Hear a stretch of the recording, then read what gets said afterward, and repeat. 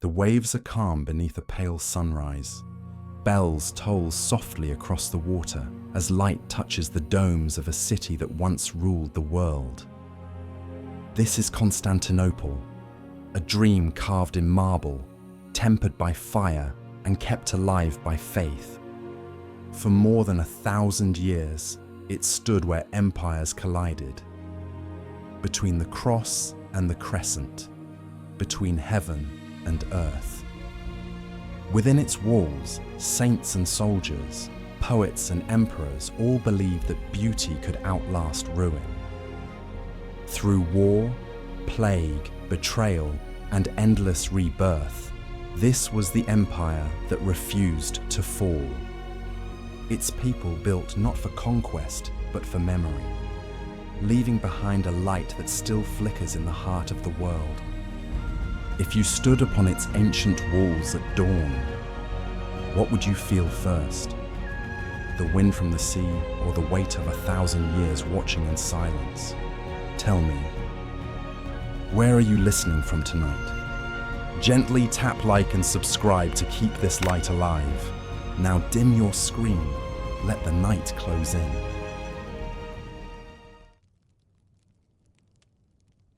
Constantinople is born, the dream of a second Rome rising from the mists of the Bosporus. The year is 330 CE.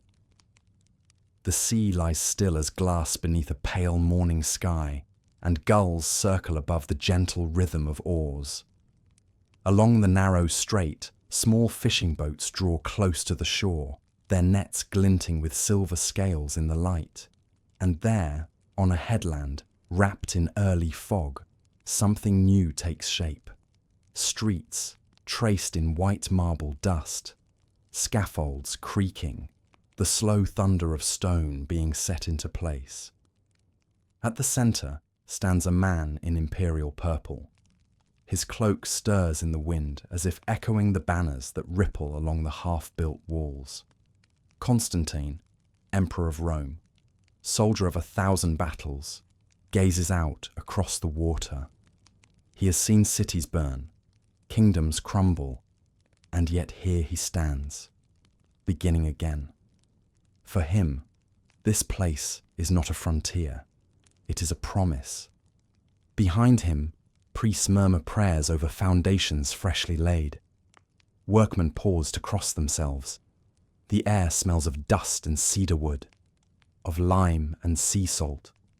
Constantinople will be built where Europe and Asia nearly touch, a bridge of continents, a gate between worlds.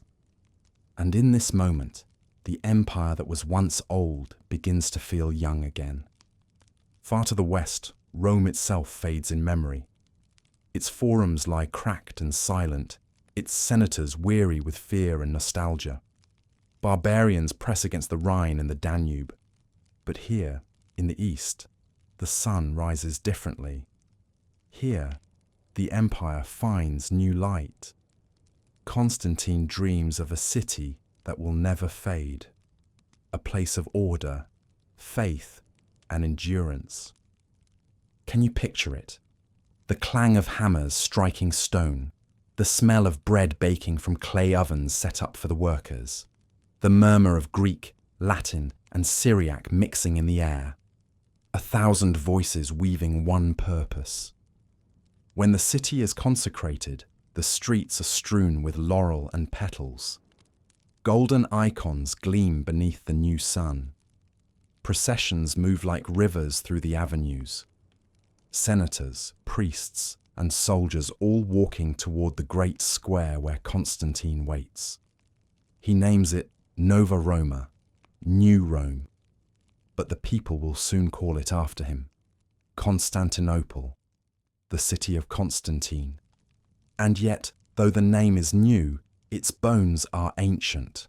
Long before the empire came, this peninsula was called Byzantium, founded by Greek settlers from Megara nearly 1,000 years earlier. Its position, surrounded on three sides by water, made it perfect for trade and defense. Even the sea seems to cradle it. the golden horn curving like a protective arm. From its first day, Constantinople breathes both worlds, the classical and the Christian, the Roman and the Greek. Temples become churches, soldiers become saints, and language itself begins to shift. Latin remains the tongue of law, but the streets whisper in Greek. Here, a new civilization is forming quietly, one that will call itself not Byzantine, as we do today, but simply Roman, heirs to a name they refuse to let die. As dusk falls over that first day, the lamps are lit along the new harbour. The water catches their glow like fireflies. In the distance, the city's first walls stand dark and silent against the stars. Constantine walks alone for a moment, his footsteps echoing in the empty forum. History will remember him as a conqueror and a saint, but tonight he is only a man staring into the unknown, hoping that what he builds will outlast him. The decades that follow see the city swell with life.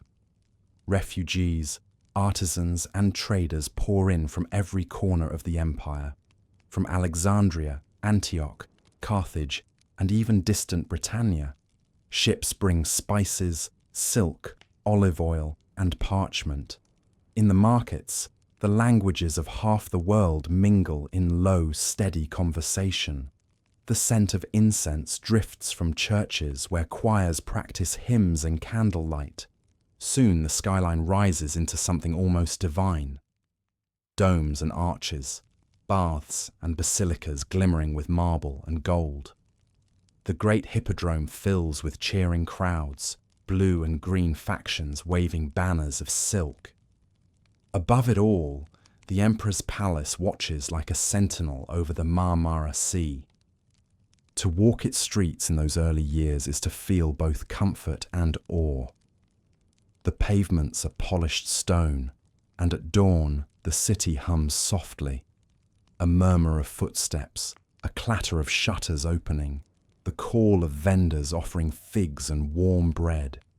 You could stand by the harbour and see ships bound for every sea of the known world. From the farthest reaches of Persia, they bring carpets and jewels.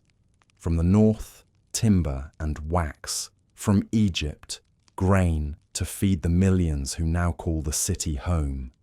But beneath the splendour runs something quieter, an unspoken understanding that this empire is fragile, reborn, but not invincible. Earthquakes shake the city's foundations. Enemies gather beyond its borders, and yet, each time, the people rebuild. It is here that the first seeds of Byzantine resilience are sown, not through conquest, but through endurance. A mason repairing a cracked wall, a mother lighting a lamp for her child, a monk copying ancient texts by hand in a cold chamber. Each becomes part of the empire's heartbeat. And perhaps that is why, as centuries pass, Constantinople will be called the city of the world's desire. It is not only its beauty that draws hearts to it, but its spirit, the quiet refusal to fade, even when the world darkens around it. Imagine standing at the harbour as night deepens. The water glows with reflections of 1,000 oil lamps. Somewhere in the hills, a lone flute plays a gentle melody, echoing across the stone. The smell of salt, smoke, and sweet resin fills the air. This is a city alive in every sense, breathing, dreaming, waiting. Constantine does not live to see all his dreams fulfilled, but the foundations he lays, in faith and stone alike, endure. His successors will build upon them, each adding new colour to the vast mosaic of empire. In time, this city will face siege and plague, fire and betrayal, and still it will rise again, its domes catching the morning sun like shields of gold. Through it all, one truth will remain constant: that Byzantium is not merely a place on a map, but an idea. the belief that civilization, however battered, can be reborn. The torches along the sea walls flicker in the wind, their light reflected in the dark waves below, and you can almost hear the whisper of centuries yet to come. In that whisper lies the first heartbeat of a 1,000-year story. The city of eternal dawn stands ready, a new Rome for a changing world, a beacon against the gathering shadows.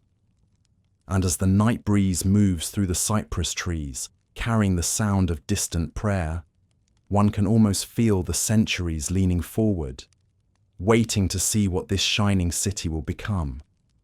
The dawn fades, the stars linger, and Constantinople sleeps, not in silence, but in promise. The dawn that rose over Constantinople was no ordinary light. It was the reflection of an idea that faith itself could become the foundation of empire. Where once marble and might had held Rome together, now a quieter force began to take root. Belief. The city, still young, stirred each morning to the sound of hammers and bells. The hum of construction mixed with the solemn chants of priests. Mosaics were being set into the walls of new churches, their golden tiles catching the rising sun and scattering it like dust across the streets.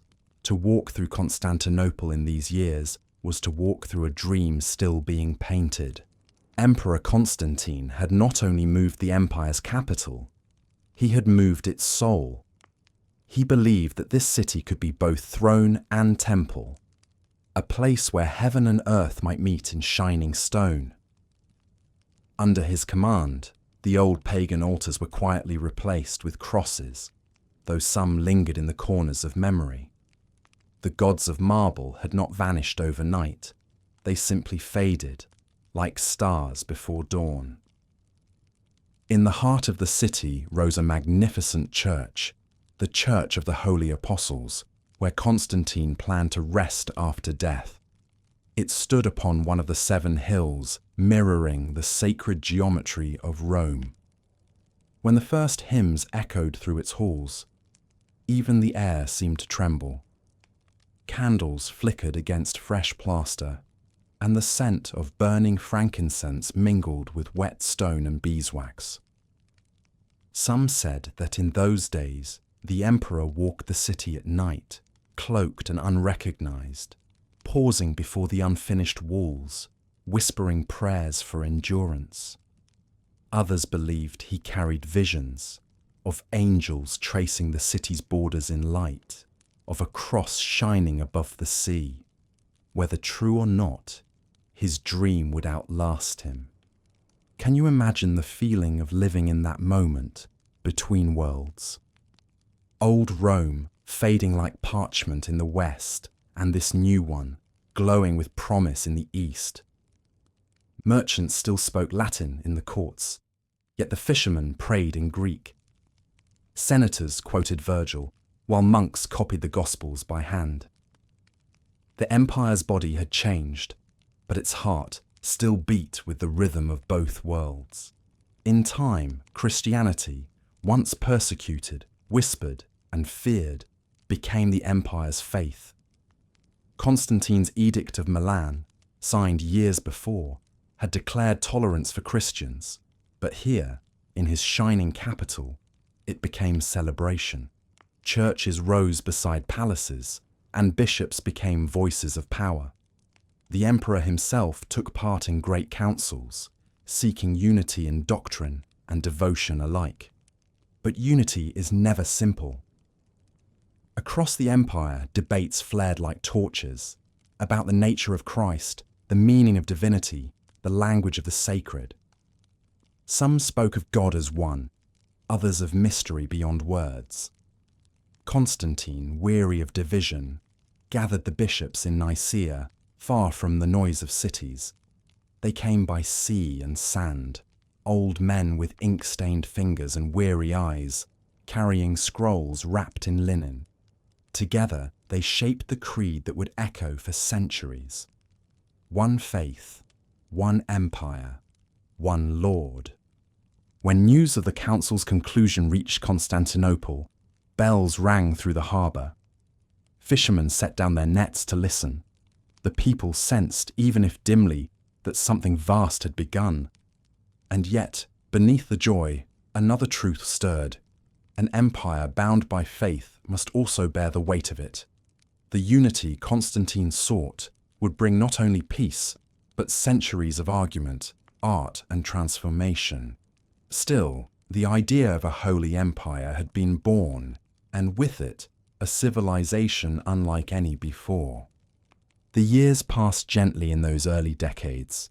The city's walls expanded, new aqueducts channeled fresh water, and the hippodrome roared with colour as chariots raced before tens of thousands. The emperor appeared in his box, haloed by sunlight, as the crowd shouted his name. To many, he was no longer just ruler, he was chosen, almost sacred. The blending of throne and altar had begun.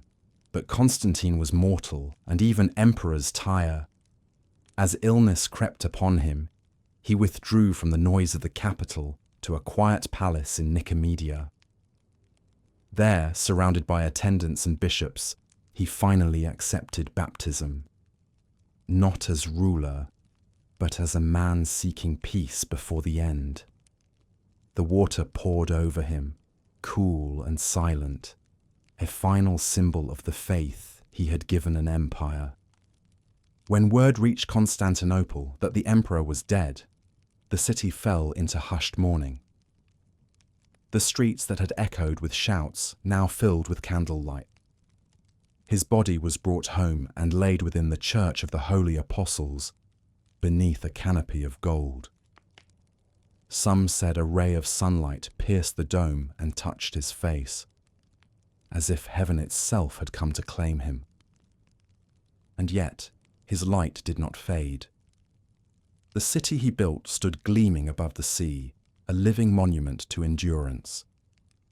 His successors would carry his dream forward, though not always with his gentleness. For power, once fused with faith, can become both gift and burden.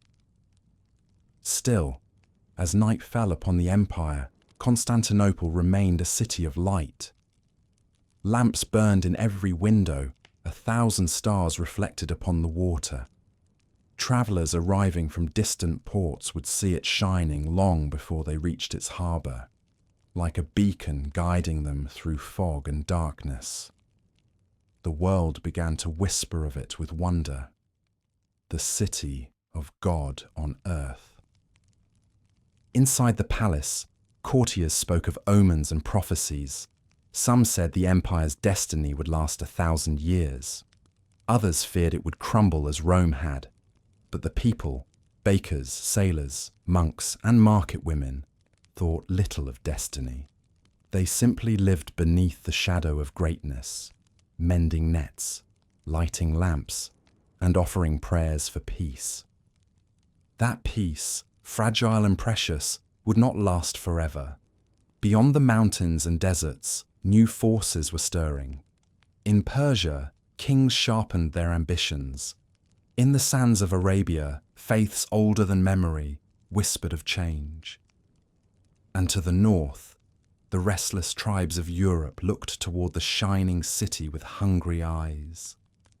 But for now, the night belonged to Constantinople. The streets glowed with torchlight as processions passed, bishops bearing icons, choirs singing softly in the old Roman tongue. Along the harbour, waves brushed against the stone walls with rhythmic calm. And above the city, the stars seemed to hang lower, as if listening. The empire, still fragile, dreamed of eternity. In the quiet of a small chapel, a single oil lamp flickered before a mosaic of Christ Pantocrator. The gold tesserae shimmered as if alive. A child, kneeling beside his mother, gazed up at the image and whispered a prayer he could barely understand. A prayer for safety, for light, for a tomorrow that would come again. Centuries later, When emperors and armies had risen and fallen, that same prayer would still echo through the halls of Byzantium. For it was here, in these first tender years, that the spirit of endurance, the soul of an empire that refused to fall, was born. The waves outside the harbour sigh against the shore. The torches burn low. Somewhere in the distance, the first call to prayer from a Christian monk rises faintly through the mist, a chant that will echo across generations. And the light of Constantine, that soft eternal glow, continues to shine, carried by the city that bears his name. The dawn comes again, golden and serene, spilling over domes and marble streets. The city of eternal dawn opens its eyes once more, and the world, still young, waits to see what wonders this new Rome will bring. The city wakes to the murmur of waves and the clatter of merchants setting out their stalls. The scent of salt and spice drifts through the morning air. From the harbours of Constantinople, the Golden Horn, the Marmara, the Bosporus, sails rise like white blossoms opening to the sun. In every direction, the empire breathes through water. From the east come caravans laden with silk and jade, their camels' bells chiming faintly across the Anatolian plains. From the south, ships from Alexandria glide over the blue waters of the Mediterranean, their hulls heavy with grain, papyrus and glass. From the cold northern rivers, traders bring fur, amber and honey, and to the west, the sea lanes stretch toward Greece, Italy, and the fading memory of old Rome. Constantinople sits at the heart of it all, the meeting place of the Silk Roads and the sea. A city built not only of stone, but of exchange. If you stood upon the city's sea walls at dawn, you would see sails of every colour and size, broad white Latin ships, slender Greek galleys, and small wooden fishing boats tugging at the tide. The cries of dock workers rise like a chorus. Spice from Antioch, silk from Persia, wool from Thrace.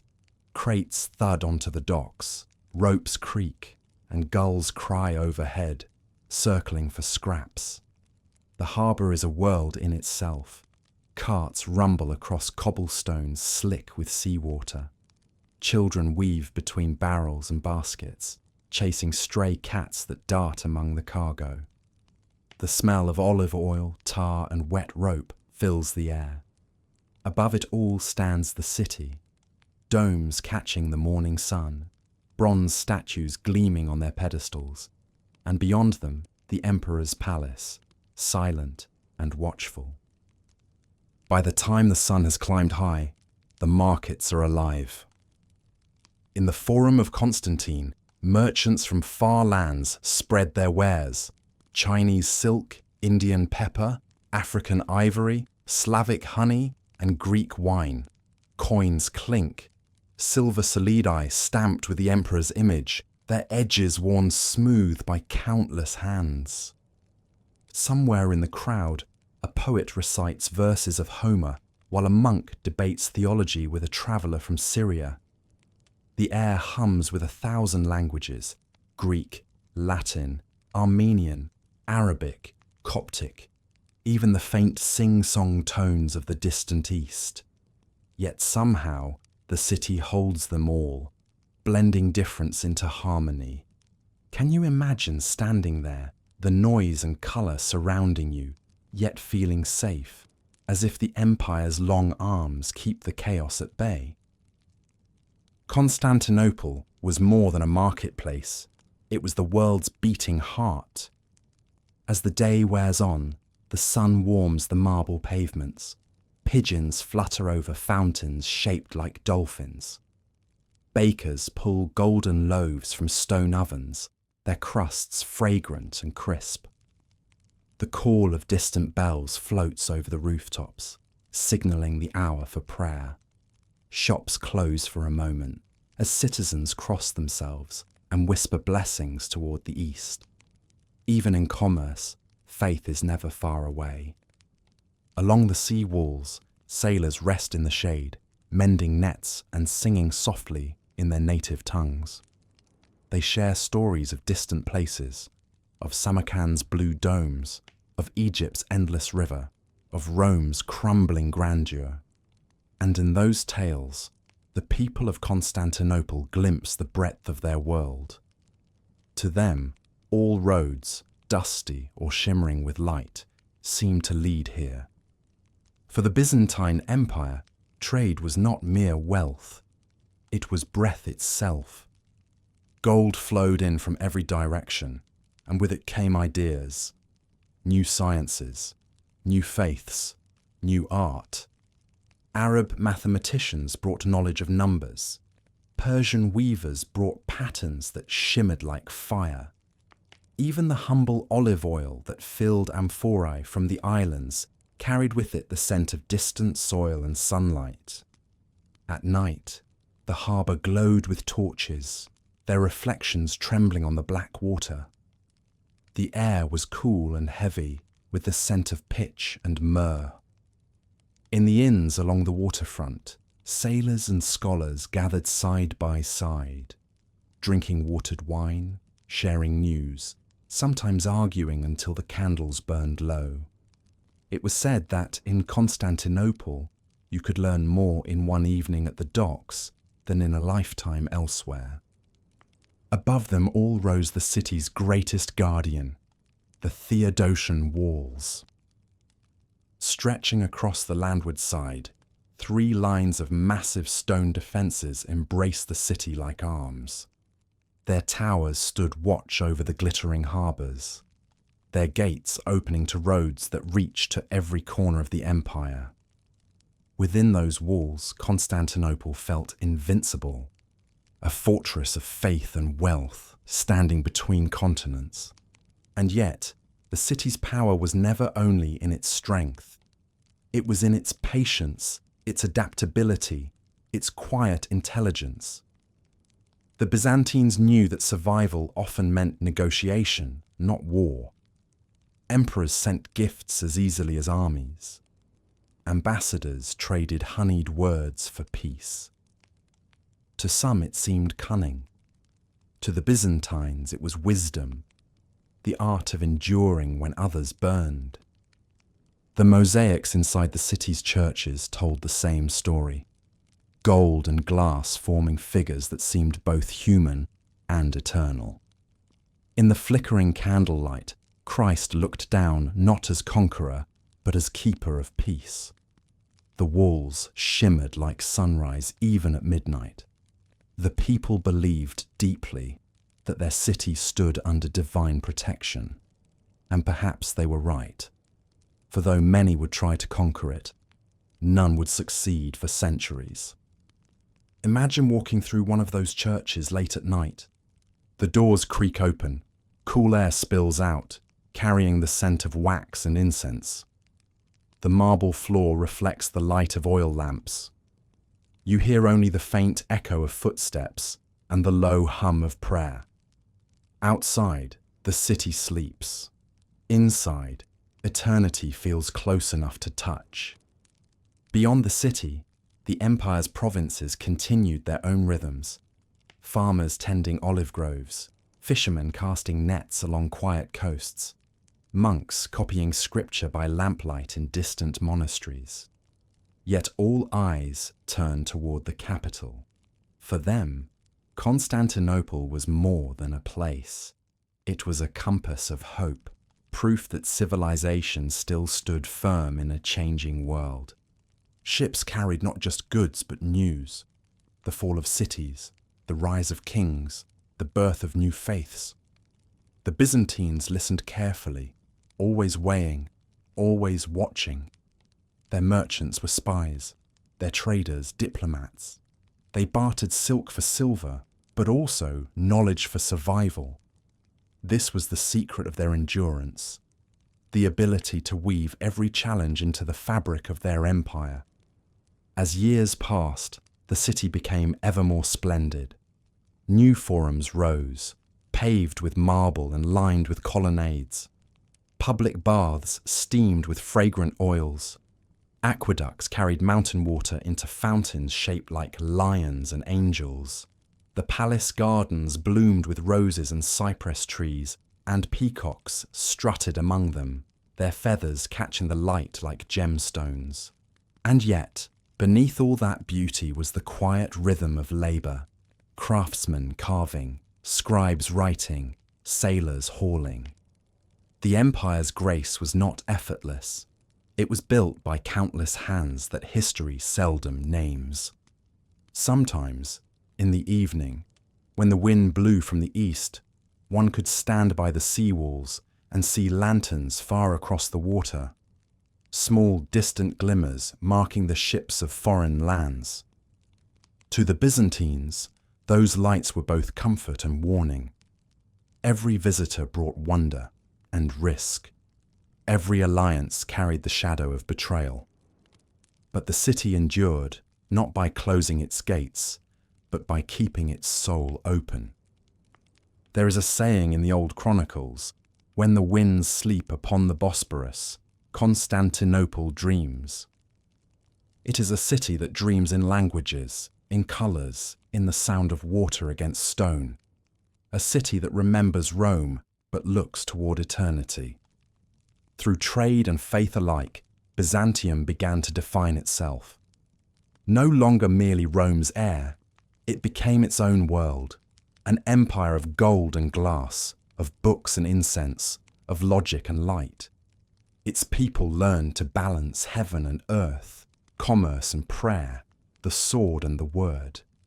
And perhaps that is why the city seemed to glow even in moonlight, because every ship that entered its harbours carried not only goods, but stories, and every story found its place among the city's countless echoes, stitched into the great tapestry of Byzantium. As night deepens, the harbour quiets. The last sails vanish into the dark. A soft mist rises from the sea, wrapping the docks in silver.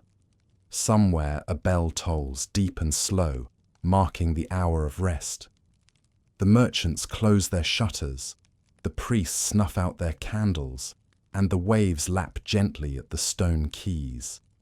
The city sighs, content and timeless.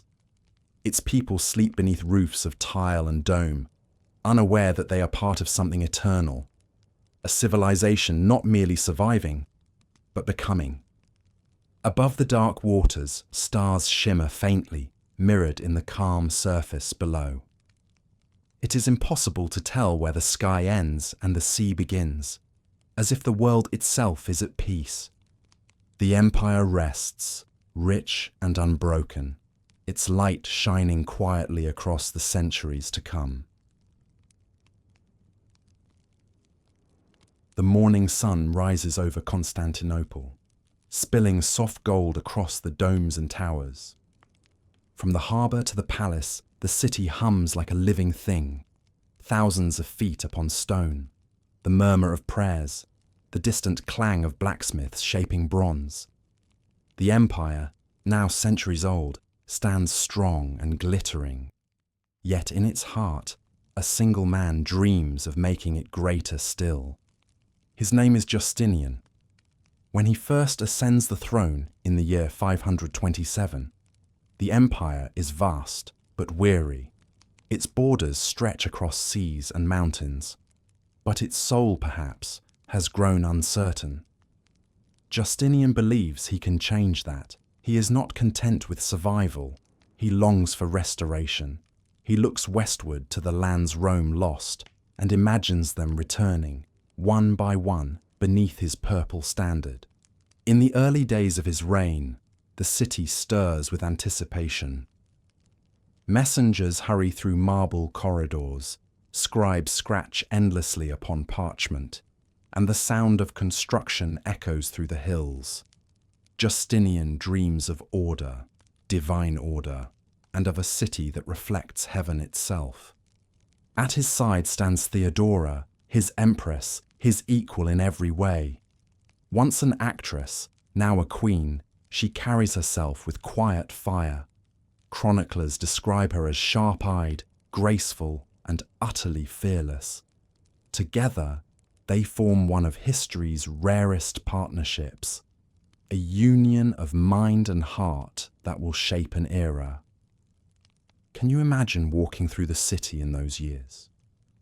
Everywhere, change hums in the air. The old baths are restored, aqueducts rebuilt, churches renewed. Justinian's architects dream in stone, drawing plans that reach toward eternity. And at the center of it all, rising like a prayer in marble, stands the greatest of them all, Hagia Sophia. Its foundations are laid in dust and devotion. Thousands of workers labor by torchlight, mixing mortar with crushed brick to make it stronger than earth itself. Masons climb high scaffolds, their hammers ringing through the dawn. The great dome, vast as the sky, begins to take shape. When it is finally complete, the people of Constantinople gather beneath it in awe. Light pours through 40 windows around the base of the dome, falling like threads of gold through incense smoke. The marble floor gleams as if wet with dawn. The air hums with the sound of choirs, deep, solemn, endless. Justinian, standing before the altar, whispers words that will echo through time. Solomon, I have surpassed thee. It is not pride alone that moves him, it is wonder. In that shimmering space, he feels he has built not merely a church, but a glimpse of heaven on earth. And indeed, for centuries to come, Hagia Sophia will stand as the beating heart of Byzantium, the meeting place of the mortal and the divine. But the empire's splendor carries a shadow. For every marble block lifted, a tax is raised. For every conquest dreamed, a life is spent. The people grow restless. Whispers drift through the taverns and the hippodrome, murmurs of corruption, of hunger, of unfair laws. One cold January day in 532, anger bursts into flame. The Nika riots begin as a cry for justice and end in chaos. The factions of the hippodrome, the blues and the greens, once merely rivals in sport, join together against the throne. They shout, Nika, victory, and soon the city itself is burning. The flames leap from house to house, licking at the palace walls. For 5 days, Constantinople burns. Smoke chokes the sky, and the emperor, trapped within his palace, hesitates. Some of his advisors beg him to flee. But it is Theodora who stands firm. She rises before the trembling court and speaks calmly, her voice steady as marble. Those who have worn the crown should never survive its loss. Purple makes a fine burial shroud. Her courage steadies him. Justinian sends his general Belisarius to end the revolt. The fighting is fierce, and when silence finally returns, much of the city lies in ashes. But from the ruin, rebuilding begins, and with it, transformation. The fires clear the way for new streets, new palaces, new faith. Out of smoke and sorrow, Justinian's vision of renewal takes shape once more. Hagia Sophia, completed soon after, becomes the symbol of that rebirth. Beauty born of trial. As the years pass, Justinian's ambitions reach beyond the city walls. His armies march west under Belisarius, reclaiming North Africa from the Vandals, then Italy from the Ostrogoths. For a brief, shining moment, it seems as if the dream of Rome restored might come true. The empire stretches once more from the Atlantic to the deserts of Syria. But empires, like tides, cannot hold forever. War drains the treasury, and the earth itself seems to revolt. In 541, a sickness arrives. Silent at first, then unstoppable. It creeps through the harbours with the ships, through the markets with the traders. The people call it the plague of Justinian. At first it is a whisper, a fever here, a cough there. But soon the air itself feels heavy with it.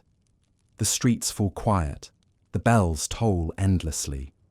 Whole neighbourhoods stand empty, their doors marked with ash.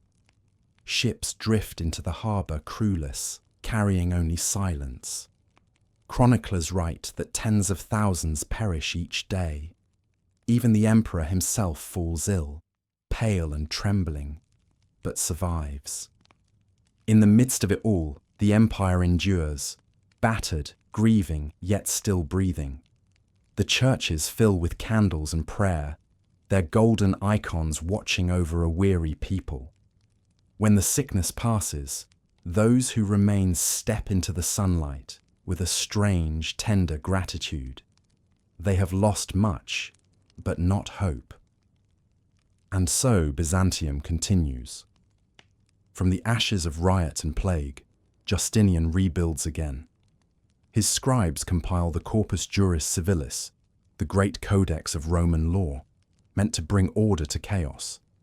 His architects strengthen aqueducts and fortresses. His priests send missionaries to distant lands. The empire, though scarred, becomes whole once more. By the time Justinian's long reign draws to its close, Constantinople stands transformed. Its skyline gleams with domes and towers. Its libraries brim with wisdom gathered from centuries. The emperor, now an old man, walks through the halls of Hagia Sophia one last time. The sunlight, filtered through coloured glass, paints the floor in shades of amber and rose. He moves slowly, his hand trailing along the cool marble, listening to the echo of his own footsteps. Perhaps he wonders whether his dream was fulfilled, whether the empire he loved so fiercely will endure beyond him. Outside, the city breathes as it always has, 1,000 voices, 1,000 hopes. Children chase one another through courtyards. Bakers light their ovens before dawn. Monks chant softly behind closed doors. Life, resilient and eternal, continues. From his reign, Byzantium inherits more than buildings or conquests. It inherits a rhythm, a way of enduring loss and turning it into beauty. Justinian's empire is one of paradoxes, of triumph and tragedy, of faith and fear, of light blooming from shadow. And perhaps that is the truest heart of Byzantium itself, a civilization that refuses to choose between fragility and strength, because it knows both are needed to endure. When night falls, Hagia Sophia glows like an ember in the darkness. The candles burn low, their flames trembling with the breath of prayers. Outside, the wind moves through the cypress trees, carrying the distant sound of the sea. The empire rests, for now, beneath the watch of heaven and history, its heart still beating, softly, steadily, in the city of gold and glass.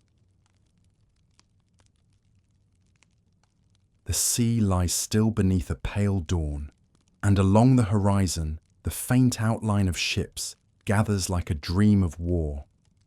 Inside the city, bells toll softly, echoing through narrow streets and golden domes. The year is 626. The empire, battered by plague and war, wakes once more to danger. From the east, the Persians have come, an empire as old as Babylon itself, its kings dreaming of the fall of Constantinople. From the north, across the cold waters of the Black Sea, the Avars descend, their horsemen swift and ruthless. And within the city's walls, prayers rise like smoke. Constantinople has known peace for generations, but now fear hums beneath the marble calm. The people stand at their windows and watch as the horizon darkens with sails, and yet the city does not tremble, for its faith runs deeper than stone. The Theodosian walls, built generations earlier, stand like a silent forest of towers and battlements stretching across the landward side of the city. 3 layers of defense, stone, moat and wall, rise one behind another, strong enough to turn back any army. The people say angels watch from their highest towers, their wings unseen but felt in the wind. At night, torches flicker along the battlements. The air smells of pitch and salt. Children sleep in basements as mothers whisper psalms. And in the great church of Hagia Sophia, candles glow before icons of Christ and the Virgin, their faces calm, eyes steady, as if they too are waiting. Can you imagine that night? The hush before the storm, the city half asleep, half praying. The sea murmurs beyond the walls, and somewhere in the distance, the faint rhythm of drums begins, the heartbeat of an army drawing near. The siege comes swiftly. Arrows whistle through the air. Stones from catapults crash against the outer wall. The Persians attack from across the strait. The Avars strike from the hills. But Constantinople stands between them. A bridge of faith, stone, and stubborn endurance. Inside the city, the people fight not with hatred, but with devotion. Processions wind through the streets, led by priests carrying icons high above their heads. The Virgin's image is carried along the walls, her robes shimmering with gold thread. The wind off the sea lifts the banners, and voices rise in unison, steady, clear, and unbroken. Outside, the enemy hears those chants and falters. Rain begins to fall, and thunder rolls over the sea. Some say they see a figure, a woman, robed in blue, walking along the ramparts as lightning flashes behind her. Whether vision or legend, the city believes, and belief in Byzantium is a weapon stronger than steel. Days turn into weeks. The siege tightens, supplies grow thin, but the people endure. When the Persians try to cross the strait, a storm rises without warning, their ships shattered, their soldiers drowned. The Avars, seeing the destruction, lose heart and retreat into the dark. When dawn breaks, the bells of Constantinople ring in triumph. The air is cool, washed clean by the storm. The people flood the streets, singing hymns of thanksgiving. To them, it is not mere chance that saved them. It is divine protection. The Virgin has defended her city. From that day forward, Constantinople will forever be called the City of the Virgin. Its people believe themselves guarded by her mantle, and through every danger to come, that faith will never fade. Years pass. The Persians fade into memory, but a new force soon rises from the deserts, swift, fierce, and burning with belief. The Arabs, united under the banner of Islam, surge across the Near East. Syria, Palestine, and Egypt fall like stars into new constellations. And once again, the empire finds itself alone, the last remnant of Rome standing against the tide of history. By the late 7th century, the great city faces its fiercest trial yet. In 674, the Arab fleets appear in the Sea of Marmara. For 5 long years, they besiege Constantinople, returning each spring like a storm that will not end. Their banners of green and white ripple in the wind. Their ships glitter with brass and oil. But within the city, courage does not falter. The secret weapon of Byzantium awakens, Greek fire. No one outside the empire truly knows how it is made. Some say it is born from sulfur and oil, others from magic itself. When unleashed, It burns even upon water, roaring like a living thing.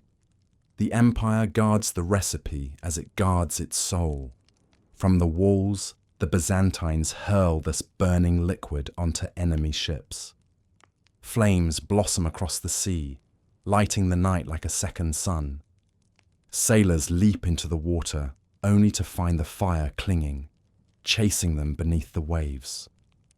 It is a terrible, awe-inspiring sight, and it saves the city.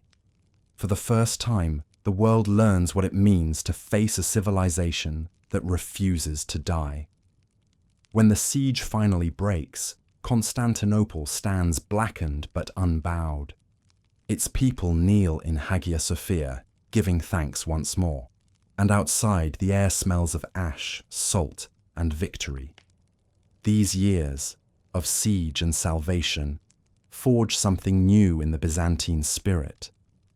The empire learns that endurance is not only about strength, but about adaptation. If the West has fallen to dust, then Byzantium will become the East, a mirror to the rising sun. It absorbs, transforms, and endures.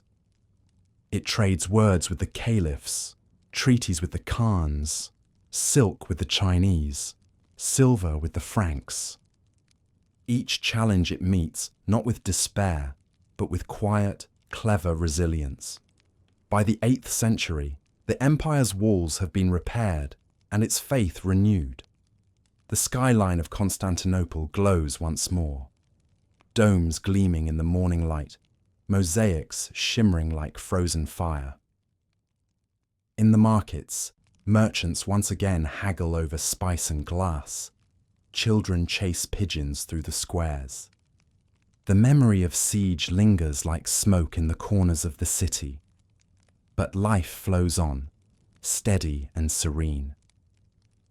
At night, the sea laps gently against the walls that saved them. The watchmen pace along the ramparts, listening to the wind. Somewhere far beyond the horizon, new empires are rising, new threats forming. But within the city, the lamps burn softly, and the air carries the scent of myrrh and seawater. Constantinople sleeps, its faith unbroken. Can you picture it? The quiet after chaos. The glow of oil lamps flickering through shuttered windows. A mother tucking her child beneath a blanket, whispering stories of the Virgin's protection. A priest walking home beneath a sky full of stars, his sandals whispering against the cobblestones. A sailor resting his head on a coil of rope, dreaming of fire that burned upon the sea. Byzantium, for all its wars, remains a city of peace at its core, a peace earned, rebuilt, and prayed for endlessly. Every dawn brings new light upon the walls that held firm, upon the domes that gleam like halos. And perhaps that is the truest miracle of all. Not that the city survived one siege, but that it learned to survive every one that followed. The centuries ahead will bring storms again, storms of faith, of doubt, of art and destruction. But the heart of the city remains steady, beating in rhythm with its bells. The air still hums with prayer, the streets still echo with laughter and life. For this is Byzantium, a realm of walls and wonder, of faith and fire, of endless rebirth. And as the waves kiss the stones at the edge of the sea, the city breathes, quietly, eternally, beneath the gaze of heaven. The candles burn low in the churches of Constantinople. Their flames flicker against golden mosaics, soft halos of light moving over ancient faces. The Christ Pantocrator, serene and solemn. The Virgin with her gentle eyes. The saints, robed in blue and gold. For generations, these images have watched over the empire, protectors in pigment and stone. But now, a question begins to whisper through the streets, through the palaces, through the quiet corridors of faith itself. Should images of the divine exist at all? The year is 726. Emperor Leo III, known as the Isaurian, rules from the palace overlooking the sea. Outside his window, the Bosporus glitters with sunlight.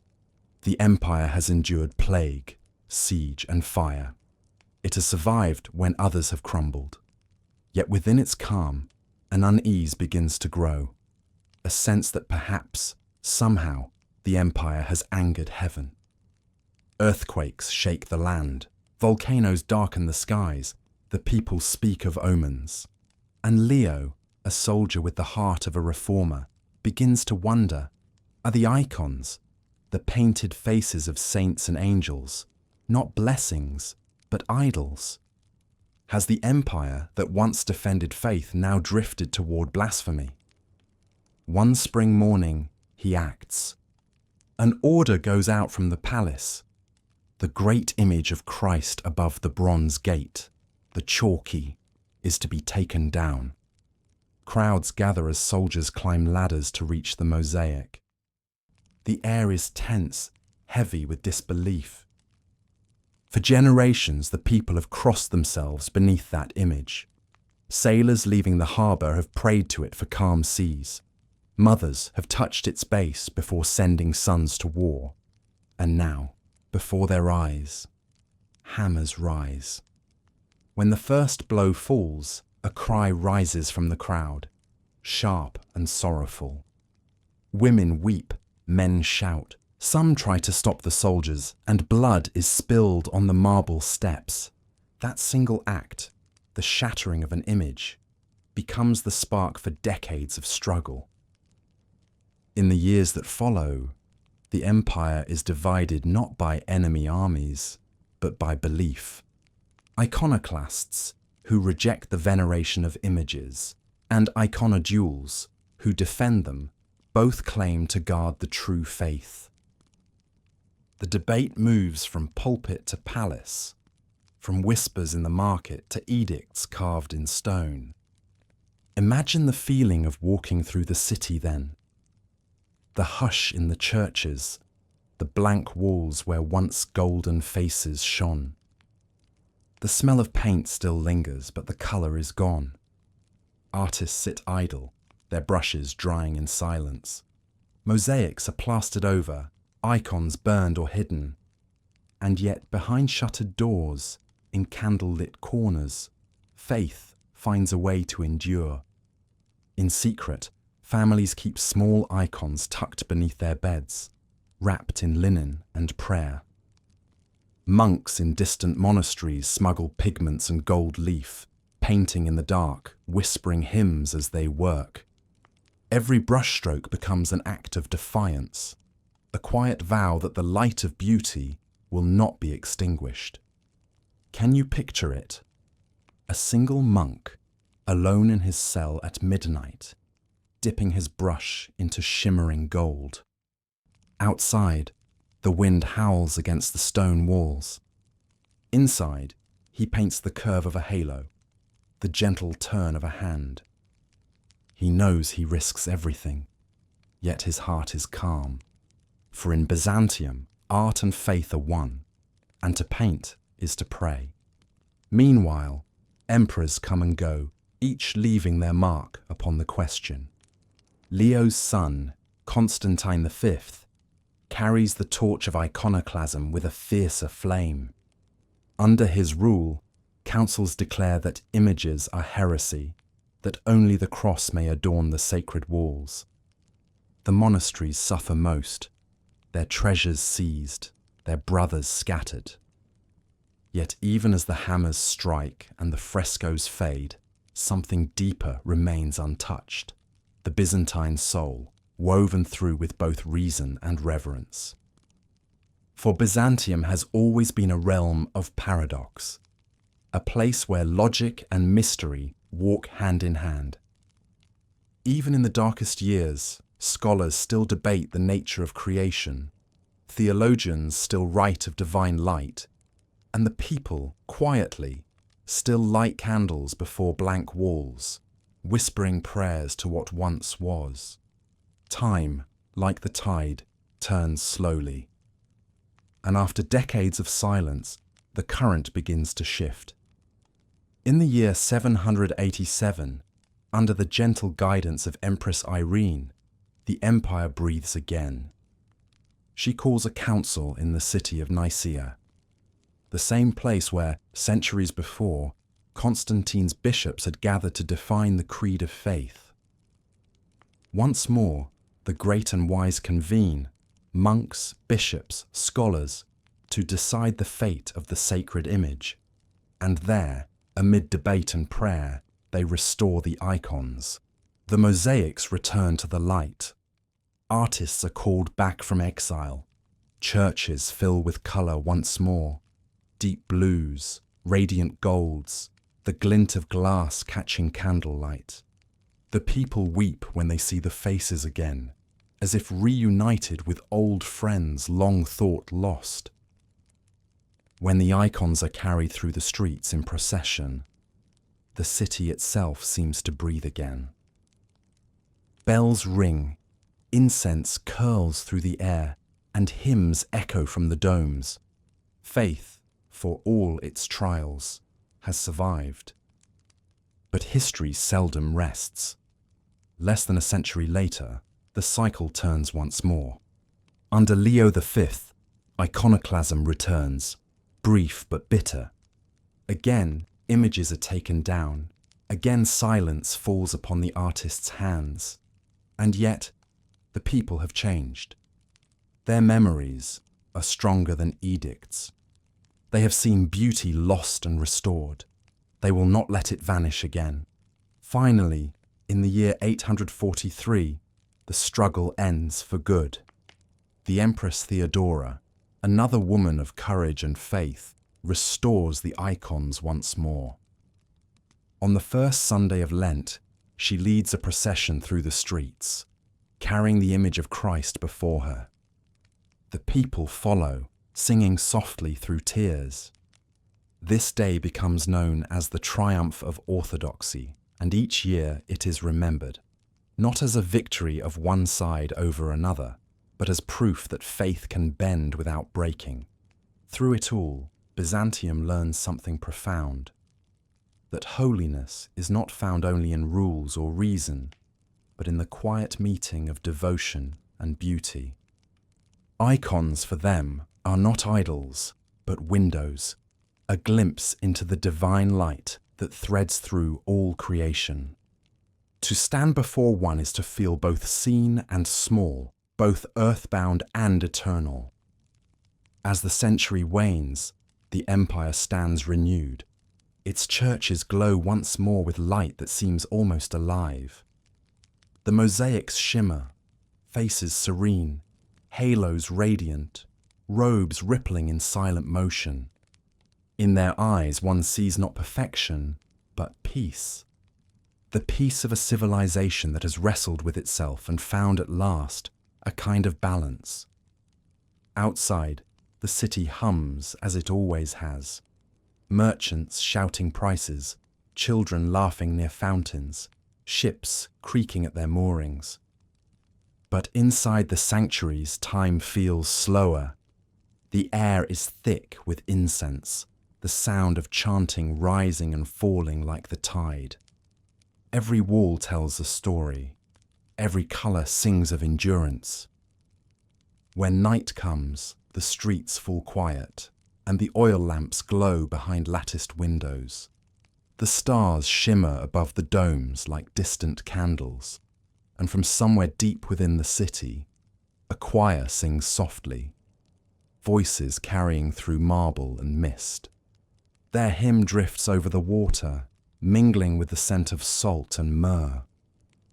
The empire that once fought over images has learned to see the divine not in gold or glass alone, but in the act of creation itself, in the courage to build, to paint, to believe. And so, Constantinople sleeps beneath its canopy of stars, not a city of war, but of wonder. Its faith, tested by shadow, now shines gentler and stronger than before. The icons gaze once more from their places, their eyes kind and eternal, as if whispering to the ages. Beauty is not the opposite of truth, it is its light. The city wakes to birdsong over marble rooftops. Morning light spills like honey across the domes, catching on gilded crosses and green copper tiles. From the harbours rise the gentle sounds of oars and gulls, the smell of salt and freshly baked bread. It is the 9th century, the long night of iconoclasm has passed, and from its shadow, Byzantium begins to bloom again. For more than 100 years, the empire has wrestled with its own soul, faith, law, image, and idea. Now at last, the wounds begin to heal. The mosaics return to the churches, the markets fill with laughter again, and the empire looks outward once more, its eyes bright with new curiosity. At the heart of this renewal stands a dynasty born not in Rome or Athens, but from the rugged hills of Macedonia, a family of soldiers and scholars, dreamers and rulers. Their rise will usher in an age of peace and brilliance, what history will call the Macedonian Renaissance. It begins with Basil I, a man of humble birth, said to have been a stable hand before destiny raised him to the throne. The chroniclers describe him as strong, pious, and endlessly ambitious. He repairs what war and division have broken, bringing discipline to the army and order to the treasury. Yet it is not through conquest that his name will endure, but through creation. Under Basil and his successors, Constantinople becomes once more the crown of the world. Artists, philosophers, and scientists gather within its walls, drawn by its beauty and its peace. The libraries, long quiet, open their doors again. Monks unroll ancient scrolls, copying and preserving the wisdom of Greece and Rome. The empire, which had so long guarded its survival, now turns to guard its knowledge. Can you picture the city then? The air filled with the scent of parchment and candle wax, the rustle of robes as scholars debate beneath frescoed ceilings. In the University of the Magnara, philosophers lecture on Aristotle and logic. In the scriptoria, scribes bend over pages by lamplight, their quills whispering as they trace letters in ink as dark as wine. Every word they copy becomes a bridge across centuries, a promise that wisdom will not fade. The revival reaches far beyond learning. In the palaces, musicians tune their lyres and psalteries. Poets weave verses in Greek, so pure it seems to sing. Painters rediscover old techniques, their icons luminous, their saints human and divine in equal measure. Gold returns to the mosaics, and with it, light. In the streets, merchants trade silk and silver once more. Markets bloom with colour. Rugs from Persia, glass from Syria, olive oil from Crete. Children chase doves through the squares while priests chant from the steps of Hagia Sophia. The empire breathes easily again. At its head now stands Leo VI, called the Wise. He is both ruler and scholar, a man who sees governance not as domination, but as harmony. Under him, Byzantine law is rewritten and clarified. The Basilica, a great codex of justice that blends Roman precision with Christian mercy. He writes sermons, poems, even hymns, and his court becomes a gathering place for thinkers from across the Mediterranean. And in these years, something beautiful begins to happen. The empire, once battered by survival, rediscovers joy. When the sea winds blow through the city at dusk, carrying the scent of jasmine and salt, you can almost hear music drifting from the palace, the soft plucking of strings, the murmur of poetry.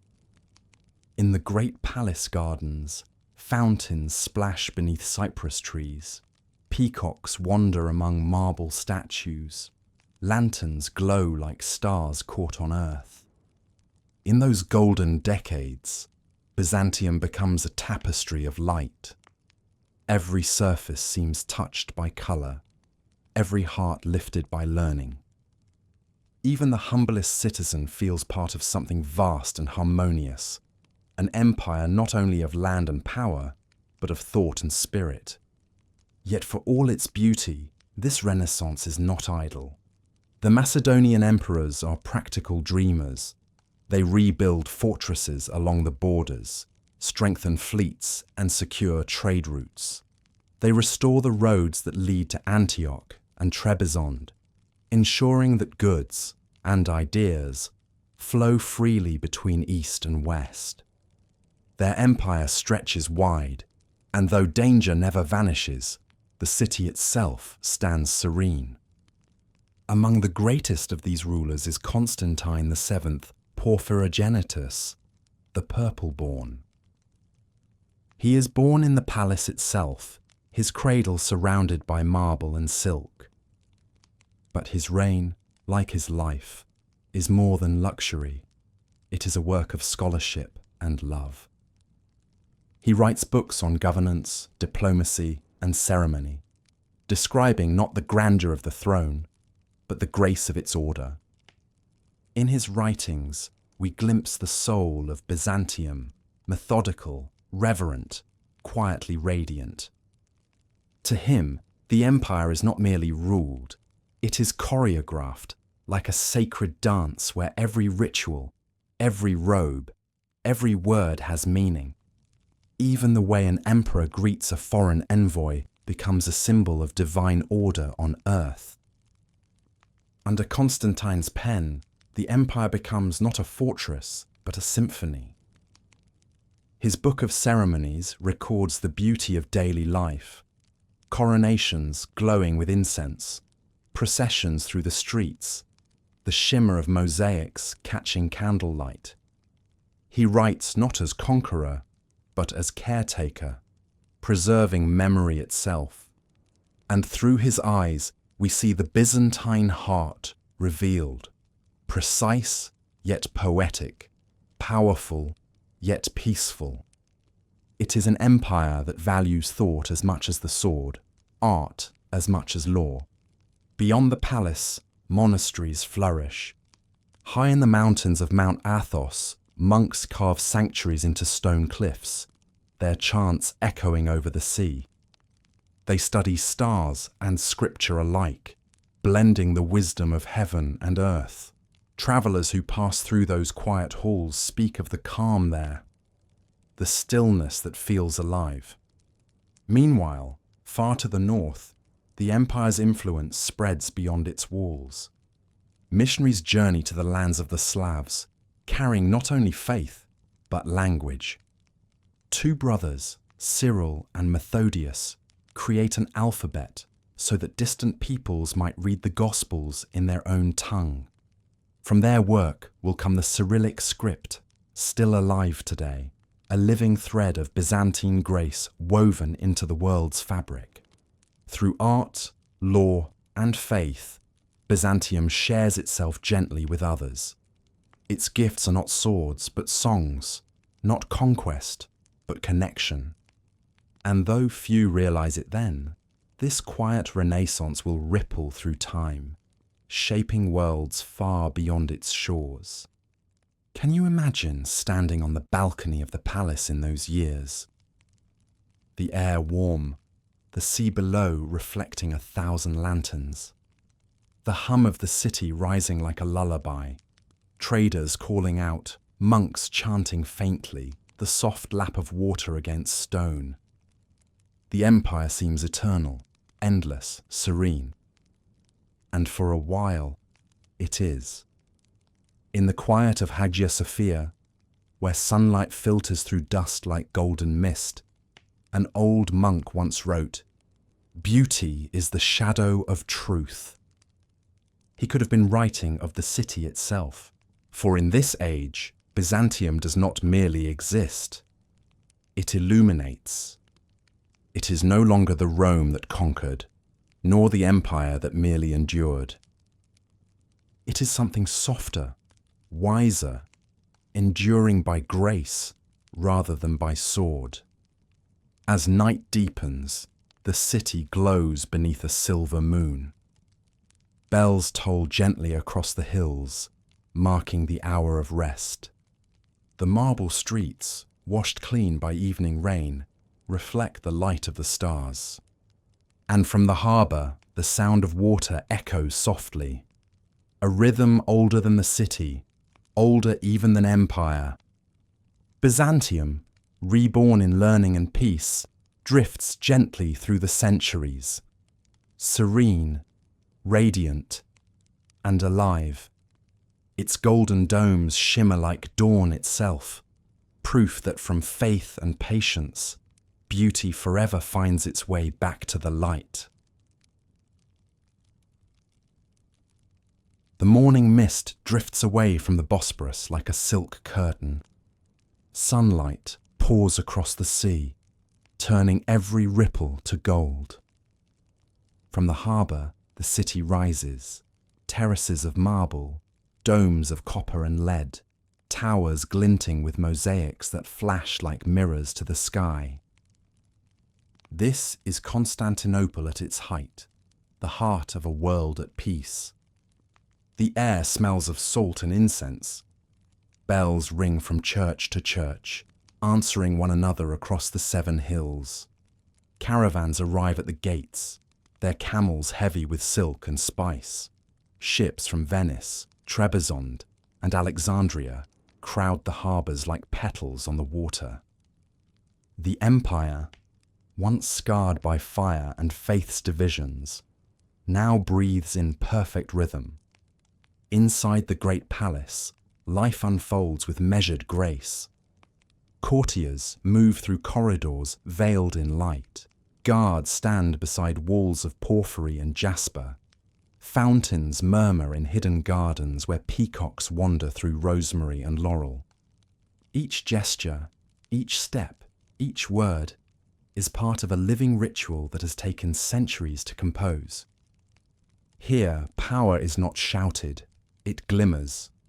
When ambassadors from foreign lands are received, the palace transforms into a theatre of wonder. Bronze lions flank the throne and roar by hidden mechanisms. Golden birds sing from the branches of an artificial tree. Silken curtains part, and the emperor appears, his robes stitched with pearls, his crown ringed with small lamps that glow like captured stars. He raises his hand and the court bows, not to a man, but to the symbol of 1,000 years of unbroken faith. Outside these marble halls, the city is no less magnificent. The streets bustle with colour, crimson cloaks from Armenia, bright blues from Damascus, the gleam of silver belts from Kiev. Vendors call from beneath awnings, offering figs, almonds, honeyed cakes. The hum of trade mingles with the chant of monks and the laughter of children. Even the cobblestones seem to shine with the light of prosperity. Can you imagine walking through the Forum of Constantine on such a day? The sun warm on your shoulders, the smell of roses from nearby gardens, the low music of fountains echoing between colonnades. The empire feels endless yet calm, a world that has learned how to balance grandeur with grace. Everywhere, art blooms. The mosaics of Hagia Sophia shimmer like living flame. The smaller churches glow with their own quiet light. In the workshops, glass blowers breathe molten colour into shape. Weavers pull threads of gold into patterns of angels and vines. The city's artists no longer seek to imitate Rome. They have found their own voice, at once sacred and serene. And their art carries meaning beyond beauty. Each panel of glass, each carved ivory diptych tells a story, not of war or conquest, but of harmony between heaven and earth. To look upon them is to feel time slow, to sense that in this place the divine has chosen to dwell among men. At night, the city becomes a constellation of its own. Thousands of oil lamps line the streets. Their reflections ripple on the water, turning the harbours into rivers of flame. From the towers, watchmen call the hours. From the monasteries, choirs sing the psalms that mark the night. If you stand on the sea walls and look outward, the darkness feels soft, almost kind. A vast hush holding the light of the empire in its arms. This is the Byzantine Golden Age, an age not only of wealth, but of understanding. Within the libraries, scholars copy and comment on Aristotle, Galen, and Euclid. They map the stars, calculate eclipses, translate ancient poetry into the smooth cadences of Greek. Medicine, music, and mathematics mingle freely with prayer. Reason and reverence sit side by side. To learn, the Byzantines believe, is another form of worship. Far from the capital, governors administer provinces with precision. The roads are safe, the ports thriving. In the far hills of Cappadocia, hermits carve chapels into red stone cliffs, their frescoes glowing even in the half-dark. In the Aegean, monasteries dot the islands like beads on a rosary, their bells drifting over the sea wind.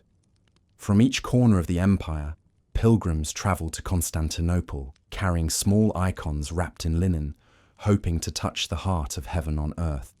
The court chronicles call this the Empire of Gold and Glass, and indeed, it seems to shine from within. Gold for its strength and wealth, glass for its clarity, its fragility, and its light. It is a world aware of its own balance, how quickly splendor might fade if humility were forgotten. And yet the people remain grounded. In narrow alleys behind the grand avenues, bakers rise before dawn, shaping loaves and murmuring prayers. Fishermen return to the docks, their nets glittering with the morning catch. Mothers hang herbs from their windows. Children chase cats through the courtyards. Life in Constantinople is not only majestic, it is human, full of the small comforts that make endurance possible. In the hippodrome, the races still run. The blues and the greens cheer with wild devotion, but the contests are pageants now, not riots. The emperor appears in his imperial box, smiling faintly as the chariots thunder past, the sun flashing on the polished wheels. For a few heartbeats, the people forget the weight of history. They live entirely in motion, in joy. Can you see them? Tens of thousands of voices rising into the open sky. The scent of dust and sweat. The flash of silk banners. The rhythm of drums and hoofbeats. This too is Byzantium, a civilization of heart as well as intellect, of laughter as well as prayer. Evening returns, and the city softens. The merchants close their stalls. The last light catches on the domes, turning them rose gold against the deepening blue. From Hagia, Sophia drifts the Vespers hymn, slow and low, echoing through the streets like the sea against stone. Candles glow in every window, small stars mirroring the heavens above. In the palace, the emperor walks alone through the mosaic halls. He pauses before an image of Christ, the tesserae shimmering in the lamplight. Around him are scenes of triumph and peace, Justinian holding a church, Theodora offering a crown, angels bending toward the earth. The emperor sighs softly. He knows that every age of gold carries within it the seed of shadow. But tonight, he allows himself to believe that beauty can last. For Byzantium, at its height, is not merely a city or an empire. It is a state of mind, a harmony between thought and faith, structure and spirit. It stands as proof that humanity can build not just with stone, but with meaning. And so the centuries turn gently onward. Trade continues to flow. The bells continue to ring. The mosaics continue to gleam. Beyond the sea walls, the night stretches wide and calm, dotted with lanterns from passing ships. They move like fireflies across the dark, carrying news and goods, but also whispers of envy. For to those who glimpse the city from afar, it seems otherworldly, too perfect to be mortal. Yet it is mortal. Every empire is. But in this moment, this brief luminous century, Byzantium seems untouched by time. Its light spills across the waters, across continents, across hearts. If you close your eyes, you can almost hear it. The faint, eternal hum of a city in balance. The rhythm of footsteps on marble. The whisper of silk robes. The quiet breath of a people who believe they have reached the edge of heaven and found it kind. Night deepens. The last bells fade. The stars reflect upon the glass-like sea. And Constantinople, the empire of gold and glass, drifts into peaceful sleep, the gentle heartbeat of a civilization at its most radiant. The muezzin's call drifts softly over the waters of the eastern Mediterranean. It mingles with the tolling of distant bells, two songs rising into the same dawn. Between them lies the sea, calm, silver, endless, and upon that sea glitters the city that stands between faiths, Constantinople. It is the 10th century. The Byzantine Empire shines at its height, its walls unbroken, its palaces aglow with gold and glass. But beyond those shining domes, a new world stirs, vast, vibrant, and filled with its own sacred light. From Damascus to Baghdad, from Cairo to Cordoba, the empire of Islam spreads across deserts and oceans, carrying poetry, science, and the fire of devotion. And here, upon the narrow bridge between East and West, Byzantium listens. The first encounters between these two worlds had been born in battle. Wars fought for cities and souls. But centuries have softened the edges of conflict. Now, the lines between enemies and neighbors blur. Merchants trade across frontiers once guarded by swords. Scholars exchange letters written in both Arabic and Greek. The two civilizations, mirrors of each other, begin to reflect more than they resist. Can you imagine the harbours of Constantinople in those years? Ships from Alexandria bearing papyrus and glass, merchants from Syria speaking with the rhythm of desert winds, travellers from Baghdad carrying fine cotton and the wisdom of new books. On the docks, languages overlap like waves: Greek, Arabic, Armenian, Persian, a chorus of humanity's endless conversation. In the markets, the scents of both worlds mingle: frankincense and rosewater, saffron and olive oil, dates and honey. The city becomes a living mosaic, each piece glittering with difference, yet fitting perfectly into the whole. Within the palace, the emperors of Byzantium understand that strength no longer lies in conquest alone. Their armies guard the borders, but their ambassadors guard something greater: balance. They send letters to caliphs written on silk, sealed in gold. They trade relics for knowledge, jewels for peace. Their wisdom is quiet, patient, deeply human. For they know that empires, like men, cannot survive by force forever. The emperors themselves live at the crossroads of two worlds, defenders of the cross, yet surrounded by the crescent's light. The mosaics in their chapels shimmer with gold, while the gifts sent from Baghdad glint with intricate arabesques and calligraphy. Their robes are woven with patterns inspired by Persian art. Their astronomers study the heavens using instruments born in Muslim cities. From both sides of the sea, beauty and wisdom flow, intertwining like threads of silk on a single loom. At night, when the winds are soft and the air smells of jasmine and rain, the scholars of Constantinople gather beneath oil lamps to read. They pore over texts translated from Arabic, treatises on medicine, astronomy, and philosophy. The writings of Aristotle, once thought lost, return to them through the pens of Muslim thinkers who cherished reason as divine order. And the Byzantines, in turn, preserve and share what they know of geometry, theology, and the art of light itself. The dialogue continues, sometimes in letters, sometimes in silence, across centuries. In the quiet monasteries of Mount Athos, monks illuminate manuscripts in gold and lapis. In the halls of Baghdad, scholars measure the stars and trace the movements of the moon. Both, in their own way, seek truth, one through prayer, the other through number.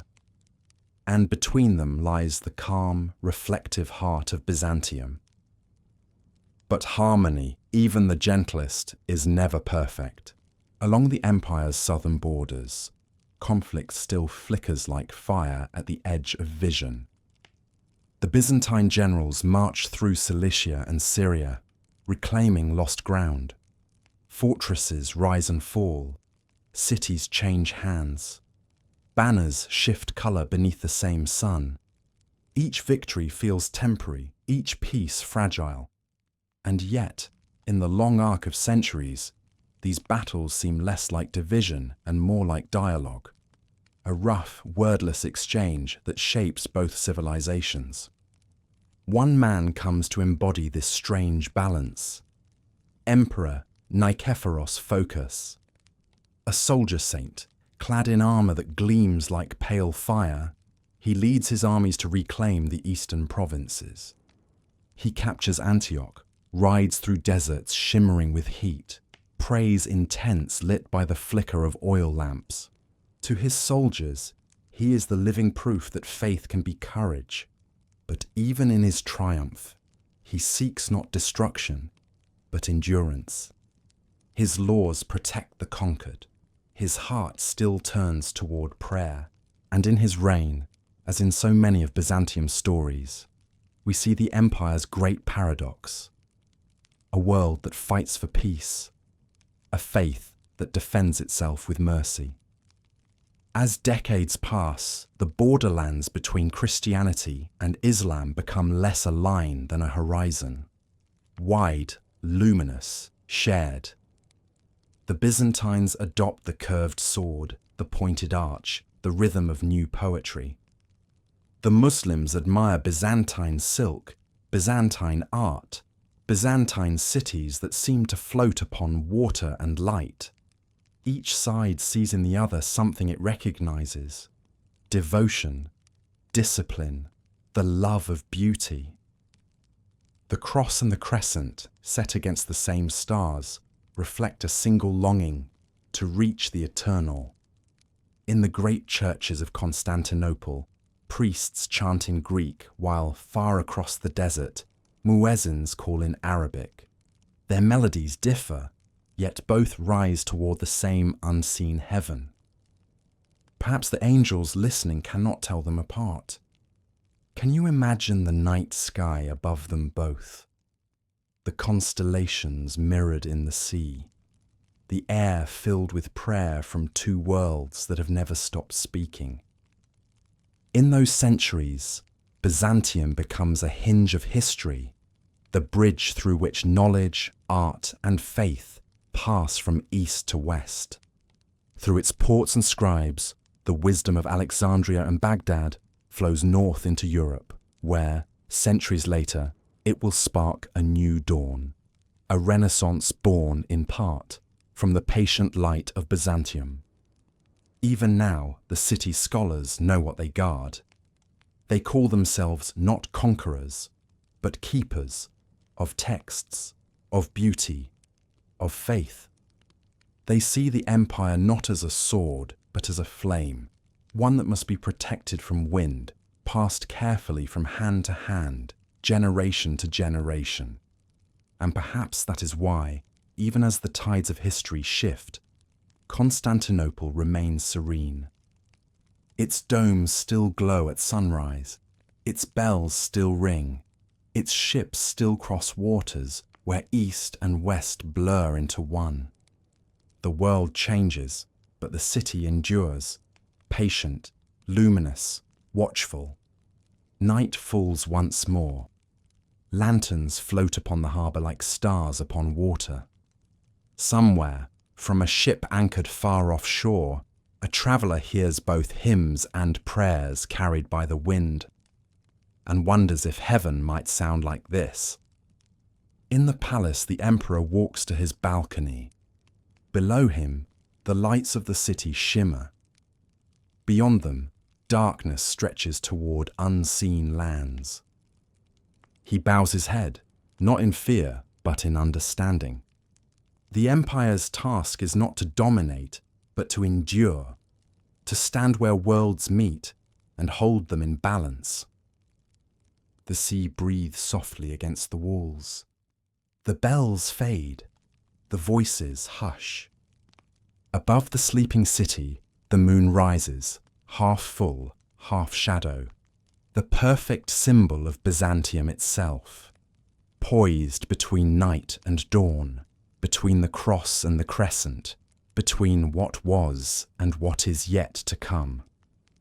And as the stars burn quietly over the Bosporus, the empire that refused to fall dreams once more of peace, of beauty, and of the endless conversation between heaven and earth.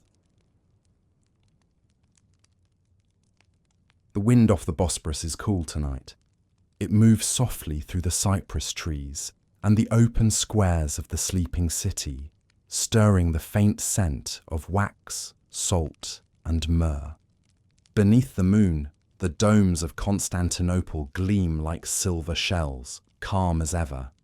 Yet far beyond the horizon, in lands of stone and dust, the world is shifting. The year is 1096. The great Byzantine Empire, now ruled by Emperor Alexios I Komnenos, stands between two restless worlds, the East vast and ancient, and the West eager and new. The emperor, seasoned by diplomacy and war, rules a realm both proud and weary.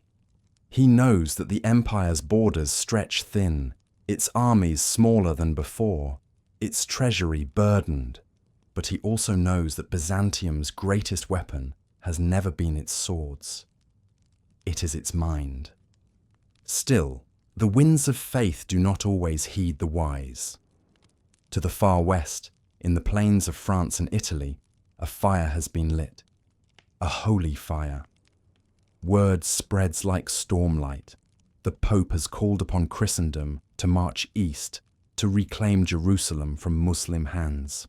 He promises remission of sins to any who take up the cross, and so men from villages and castles alike, knights, peasants, monks, wanderers, gather in restless multitudes. They sew red crosses to their cloaks and begin their long march toward the rising sun. When news of this great movement reaches Constantinople, Alexios listens in silence. At first, he sees opportunity. For decades, the empire has fought alone against the Seljuk Turks, losing much of Anatolia, the land once known as Asia Minor. Perhaps, he thinks, these Western warriors, fierce, unpolished, but devout, can help reclaim what was lost. He sends envoys to guide them, letters offering alliance and aid. But soon he learns that faith, once set aflame, cannot easily be contained. Can you picture it? The year turning to spring, the sea shining blue as polished glass, and from the hills beyond the city walls rising a sound like thunder, the approach of tens of thousands of pilgrims. They come not as a single army, but as a tide. Men, women, even children, all bearing crosses, banners, and hunger. The roads clog with dust. The air fills with hymns, prayers, and confusion. The emperor's soldiers watch from the ramparts, uncertain whether to rejoice or to fear. This is the First Crusade, though few yet call it by that name. Alexios meets its leaders in the gilded halls of his palace, knights like Godfrey of Bouillon, Bohemond of Taranto, and Raymond of Toulouse. They kneel before him, swearing oaths of loyalty, promising to return any lands they capture that once belonged to the empire. The emperor, cautious but gracious, provides them with guides, maps, and gold. And so they depart, crossing the Bosporus into Asia, banners snapping in the wind. The people of Constantinople watch their departure with mixed hearts, relief, curiosity, and quiet dread. They have seen armies come and go for centuries, yet never one quite like this. For though the Crusaders fight under the sign of the cross, they speak a different tongue, carry strange manners, and look upon the Byzantines with both awe and suspicion. Their armour shines, but their tempers burn quick. Their piety is fierce, but often without patience. Still, in the years that follow, their campaign succeeds beyond all expectation. Against every odd, they capture Antioch, then Jerusalem itself. The Holy Sepulchre, they claim, is once more in Christian hands. From Constantinople, the news is met with both joy and unease. The emperor gives thanks for victory, yet he senses the balance of the world tilting, subtly, irrevocably. For in the holy lands of the East, new kingdoms rise, not Byzantine, but Latin. Crusader princes carve territories for themselves in Antioch, Edessa, and Jerusalem. They build castles, mint coins, and send letters home proclaiming triumph. They do not return the lands they promised to the emperor, and so, between old allies, a quiet mistrust takes root. Still, trade flows. Venetian ships fill the harbours, their white sails gleaming beside Byzantine galleys. Merchants from Genoa and Pisa follow, bringing spices, silk, and silver. The city grows richer, brighter, yet beneath its splendour, the seeds of danger are sown. For these Italian traders, though welcomed as partners, soon hunger for more. More profit, more power, more control over the seas. The emperors who follow, John II, Manuel I, proud men of the Komnenos line, walk a tightrope between diplomacy and pride. Manuel, especially, loves the West's chivalry. He invites knights to his court, stages tournaments in the hippodrome, dresses in Western armour for ceremony. He dreams of harmony between the Latin and the Greek. But harmony is fragile when pride runs deep. The Crusaders, returning through Byzantine lands, often look upon the empire with envy. They see its wealth, its learning, its calm, and mistake them for weakness. They call the Byzantines soft, cunning, unmanly, not understanding that endurance itself is a form of strength. They cannot see that an empire does not survive 1,000 years by the sword alone. And yet, the Byzantines too, misjudge. They see in the Crusaders a roughness, a lack of refinement. They speak of them as barbarians, their Latin tongues harsh to the ear. The mutual distrust grows like a shadow lengthening at sunset. Still, life in Constantinople continues in beauty. The markets overflow with fruit and silk. The scholars still debate philosophy. The mosaics still shimmer in the half-light of Hagia Sophia. The city seems untouched by the world's storms, but history moves quietly, and the tide is turning. In the 12th century, new crusades pass through the empire. Some emperors welcome them, others endure them. Each wave brings both profit and peril, trade agreements, but also looting, prayers, but also quarrels. And always, behind the formal smiles, lies that same unease. When will the guest forget he is not the master? Can you imagine being a citizen of Constantinople then? Watching the Latin ships fill the harbours, hearing strange accents in the streets, seeing churches where new rites are practiced. Perhaps you would feel wonder, or perhaps something colder. The faint ache of distance between faiths that share the same name. For though both call themselves Christian, their hearts beat to different rhythms. The Latins speak of a single, visible authority, the Pope, Christ's vicar on earth. The Byzantines speak of councils, balance, and divine mystery.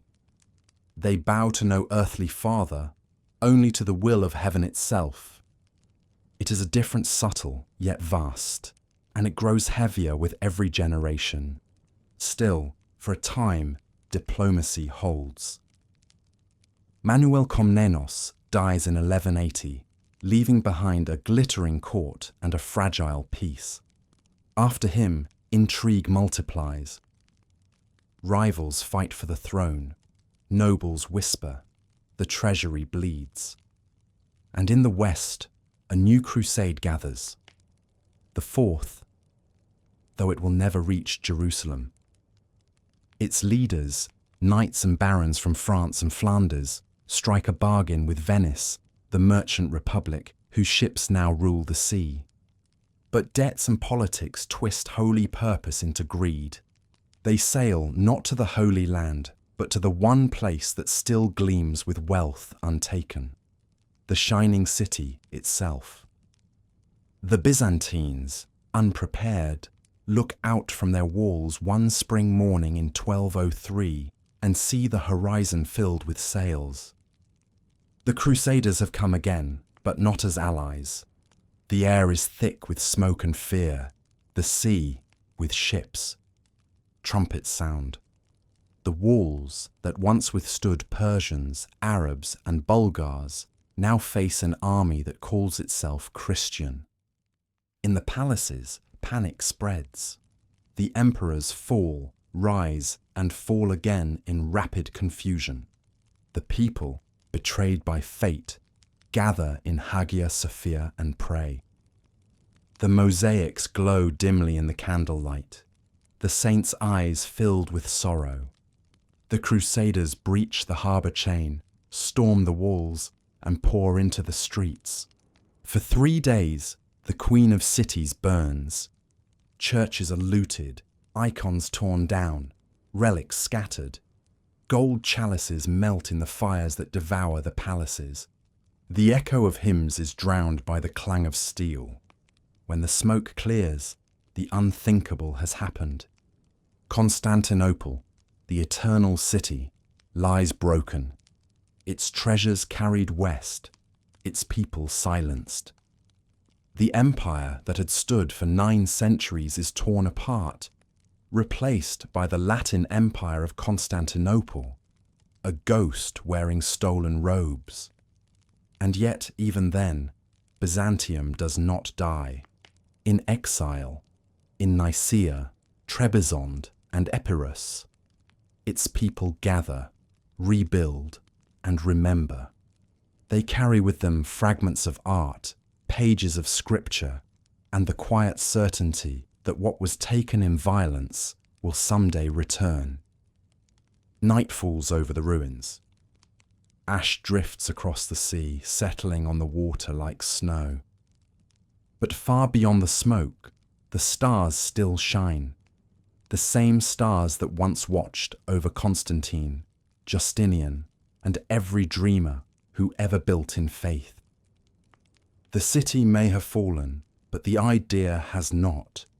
For empires of the spirit cannot be burned, and as the wind moves through the empty streets, whispering through broken arches and shattered glass, it carries a promise that the world will soon forget, that even from ashes, Byzantium will rise again. The air above the Bosporus is thick with smoke and sorrow. The sea, once a mirror of the sky, is darkened by ash. From the 7 hills of Constantinople, the queen of cities, the sound of bells no longer marks the hours of prayer. It tolls only for loss.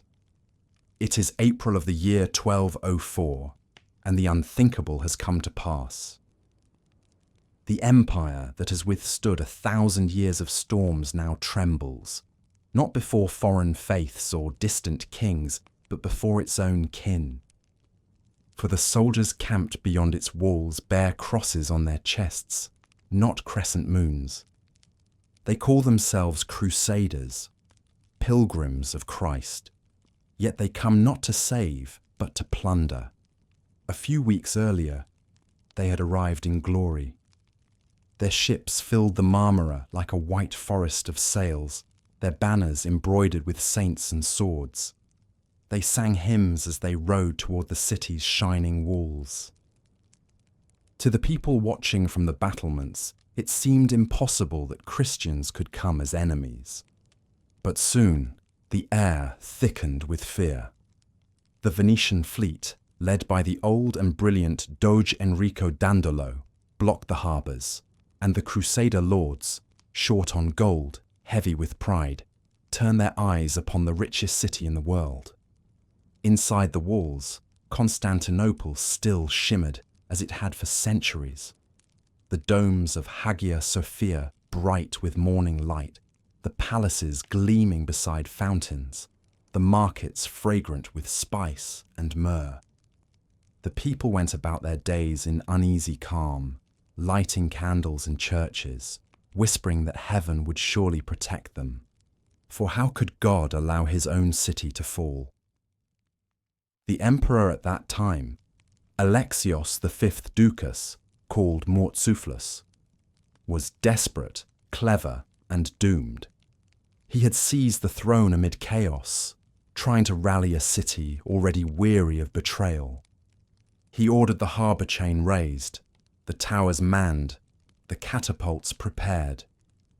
But the walls that had withstood the Persians, the Arabs, and the Bulgars now faced a new kind of siege, one powered by greed, by debt, by the slow unravelling of faith itself.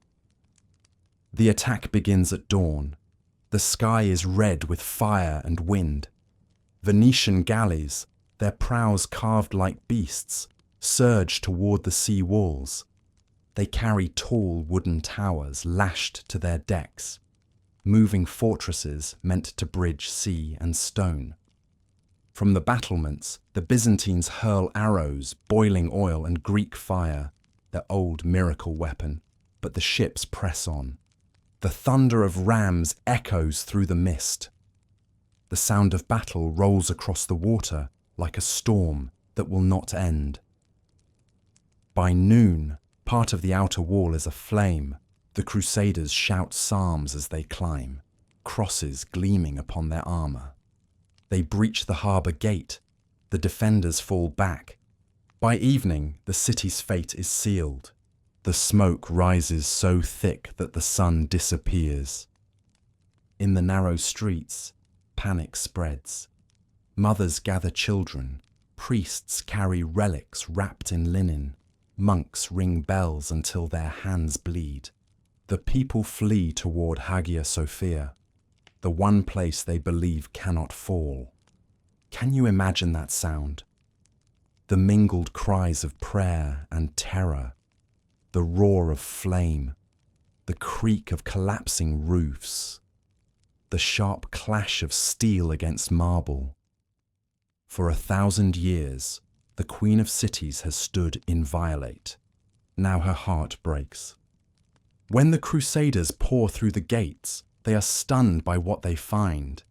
Never have they seen such beauty. Gold mosaics gleaming in the half-light, streets paved with polished stone, icons shimmering like sunrise. For a moment, even they fall silent. And then, as if a spell breaks, the plunder begins. They loot everything. Palaces are stripped of silver, churches of their relics and chalices. Monks are dragged from their cloisters. Noble women hide in cellars, clutching what little they can save.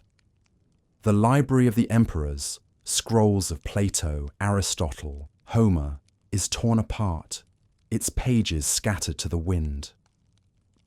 Gold icons are pried from altars, melted down into coins. The bronze horses that once crowned the hippodrome are taken away, their hooves ringing on the stones as they are dragged to Venetian ships. Hagia Sophia itself becomes a fortress of chaos. The Crusaders, overwhelmed by awe and greed, ride their horses through its doors. They seize the altar, the golden chalices, the jeweled gospel books. One drunken soldier climbs upon the high pulpit and sings a tavern song in mockery of the liturgy. Another seizes a woman who had sought refuge near the apse. The marble floors, once polished for prayer, are slick with blood and oil. And yet, even in that desecration, something remains untouched. The dome above still catches the light, its gold mosaics reflecting fire like sunrise through smoke. The saints in glass still gaze down, sorrowful but serene. No matter how loud the destruction, the divine seems to whisper, "This too shall pass." Outside, the city burns for 3 days and 3 nights. The wind carries the scent of ash far across the sea. By the time the fires die, Constantinople, the wonder of the world, lies in ruin. The Crusaders divide its treasures among themselves and their Venetian allies. Dandolo claims the bronze horses and the relics of saints. The French lords carve out their new realm, the Latin Empire of Constantinople, declaring Baldwin of Flanders its first emperor. They crown him in Hagia Sophia, amid walls still black with soot. But the empire they create is only a shadow, a ghost wearing borrowed gold.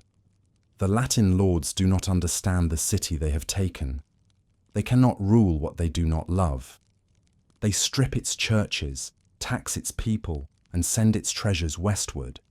The empire that once stretched from the Alps to the Nile shrinks into a wounded city and a scattering of exiles. And yet, Byzantium lives. In the city of Nicaea, across the sea, the exiled Byzantine nobles gather. There, under Theodore I Lascaris, they form a new court, a government in miniature, poor in coin, but rich in will.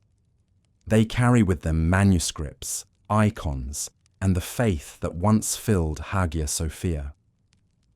They teach their children Greek hymns by candlelight, paint new icons to replace the lost, and whisper to one another that the city will rise again.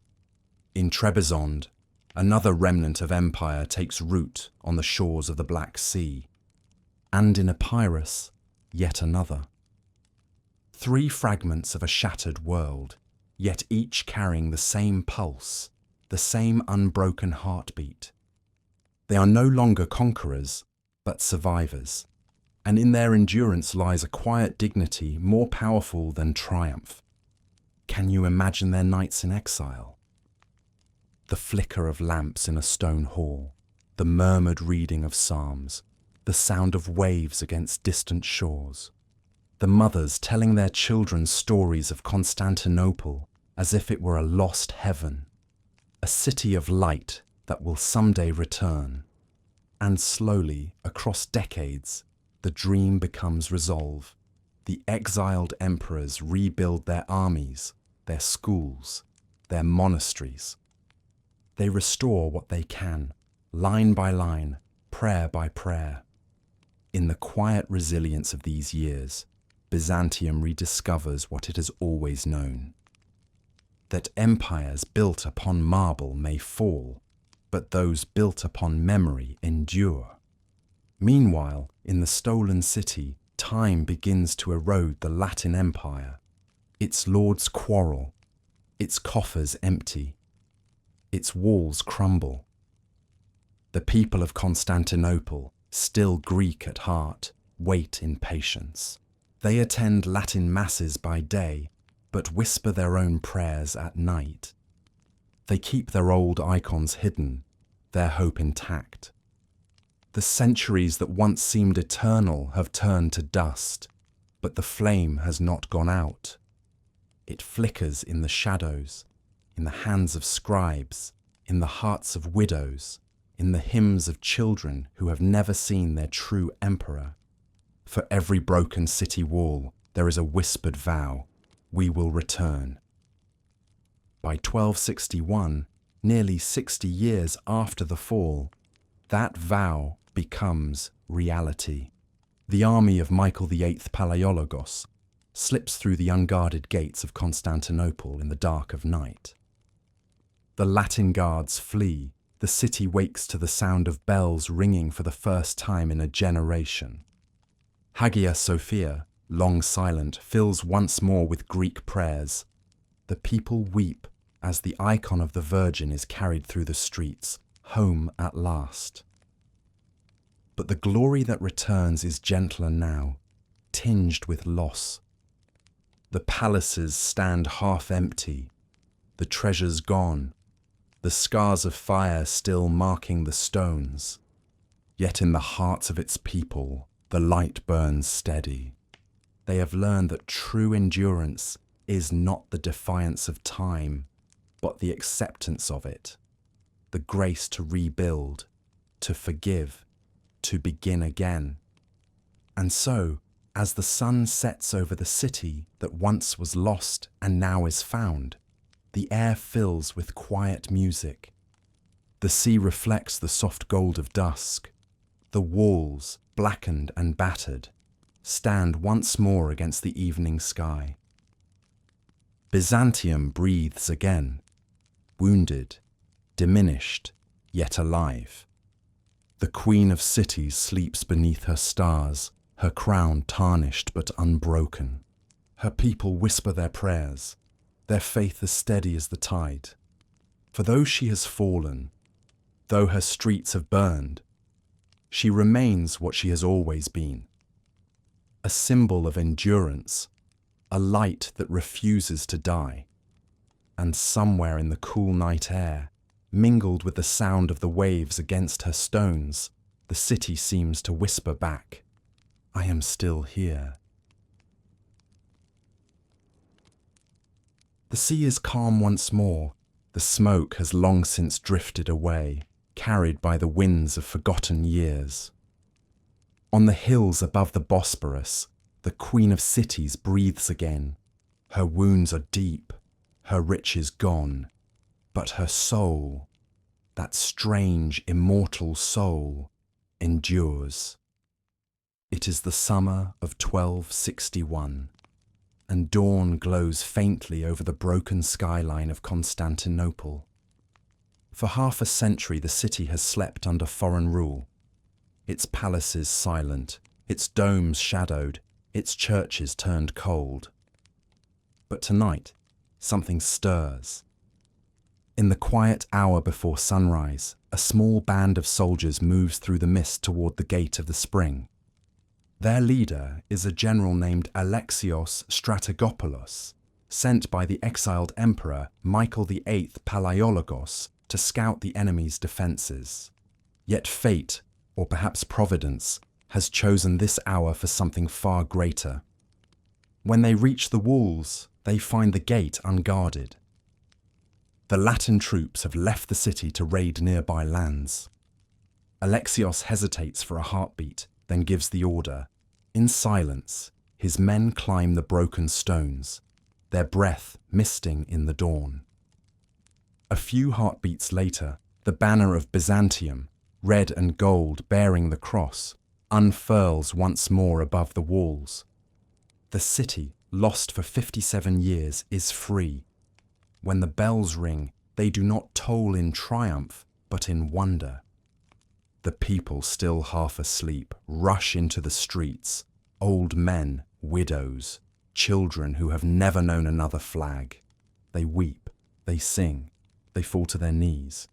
For the first time in a generation, the Greek tongue echoes freely in Hagia Sophia, rising through the dust and the ruin toward the golden dome. The candles flicker like stars reborn. Constantinople lives again. But it is not the same city. Its palaces stand hollow, its libraries burned, its mosaics chipped by careless hands. The bronze horses are gone, the treasures scattered to Venice and Rome. The marble streets are cracked, and the gardens where emperors once walked are overgrown with weeds. What remains is quieter, humbler, yet somehow more human. This is not the city of Justinian or Basil, of conquerors and crowns. This is a city of survivors. Michael VIII enters the reclaimed city in late August. The people gather along the harbour, their candles reflecting in the water like trembling gold. The emperor dismounts before the gates of Hagia Sophia and kneels, his forehead touching the earth. He gives thanks, not for victory, but for mercy. The choir begins to sing, their voices echoing through the hollowed dome. The incense rises, carrying with it centuries of memory and prayer. And as the emperor walks through the nave, he cannot help but see what has been lost and what, by grace alone, endures. Can you imagine that moment? The smell of dust and incense, the faint light spilling through cracked windows, the sound of footsteps echoing in a space once filled with music, the air heavy with both joy and grief. The empire restored, yet fragile as glass. Michael knows the truth. He has inherited not an empire, but its ghost. The Byzantium of old, the empire of gold and glass, is gone. What remains is a smaller realm, hemmed in by rising powers. The Latins to the west, the Serbs and Bulgarians to the north, and to the east, the shadow of a new and formidable neighbour, the Turks. Yet the Byzantines, shaped by centuries of loss and recovery, are not strangers to fragility. They have learned that endurance need not roar, it can whisper, and so they begin again. The city fills slowly with life. Traders return to the markets, setting up stalls beneath ruined arches. Monks rebuild the monasteries, stone by stone, chanting as they work. Families sweep the ash from their homes, plant gardens in courtyards once burned. Every act of repair becomes a kind of prayer, an offering to the God who never abandoned them. In these years, Constantinople feels both ancient and new, a city reborn from its own memory. The people speak softly, move carefully, as if afraid to wake the ghosts of what once was. Yet beneath that quiet, there is courage. The Byzantine spirit, tempered by centuries of storms, glows like coal beneath ash. Michael VIII does his best to rebuild not only walls, but dignity. He sends envoys to Italy and France, seeking fragile peace. He restores the old alliances with Venice, then breaks them, then rebuilds them again. Diplomacy becomes his shield, faith his crown. He sponsors the restoration of churches, the copying of ancient texts, the education of scholars. He knows that empire now lies not in conquest, but in culture, in the preservation of wisdom, art, and prayer. But not all rejoice in his rule. In his quest for security, Michael makes a desperate choice. He seeks reunion with the Roman Church, hoping to win protection from the West. At the Council of Lyons in 1274, he agrees to accept papal authority, angering his own clergy and people. The union brings no aid, only resentment. And in Constantinople, the streets echo once more with protest, not of rebellion, but of sorrow. For to the Byzantines, faith is not a banner to trade, but the heart of who they are. Still, the emperor endures.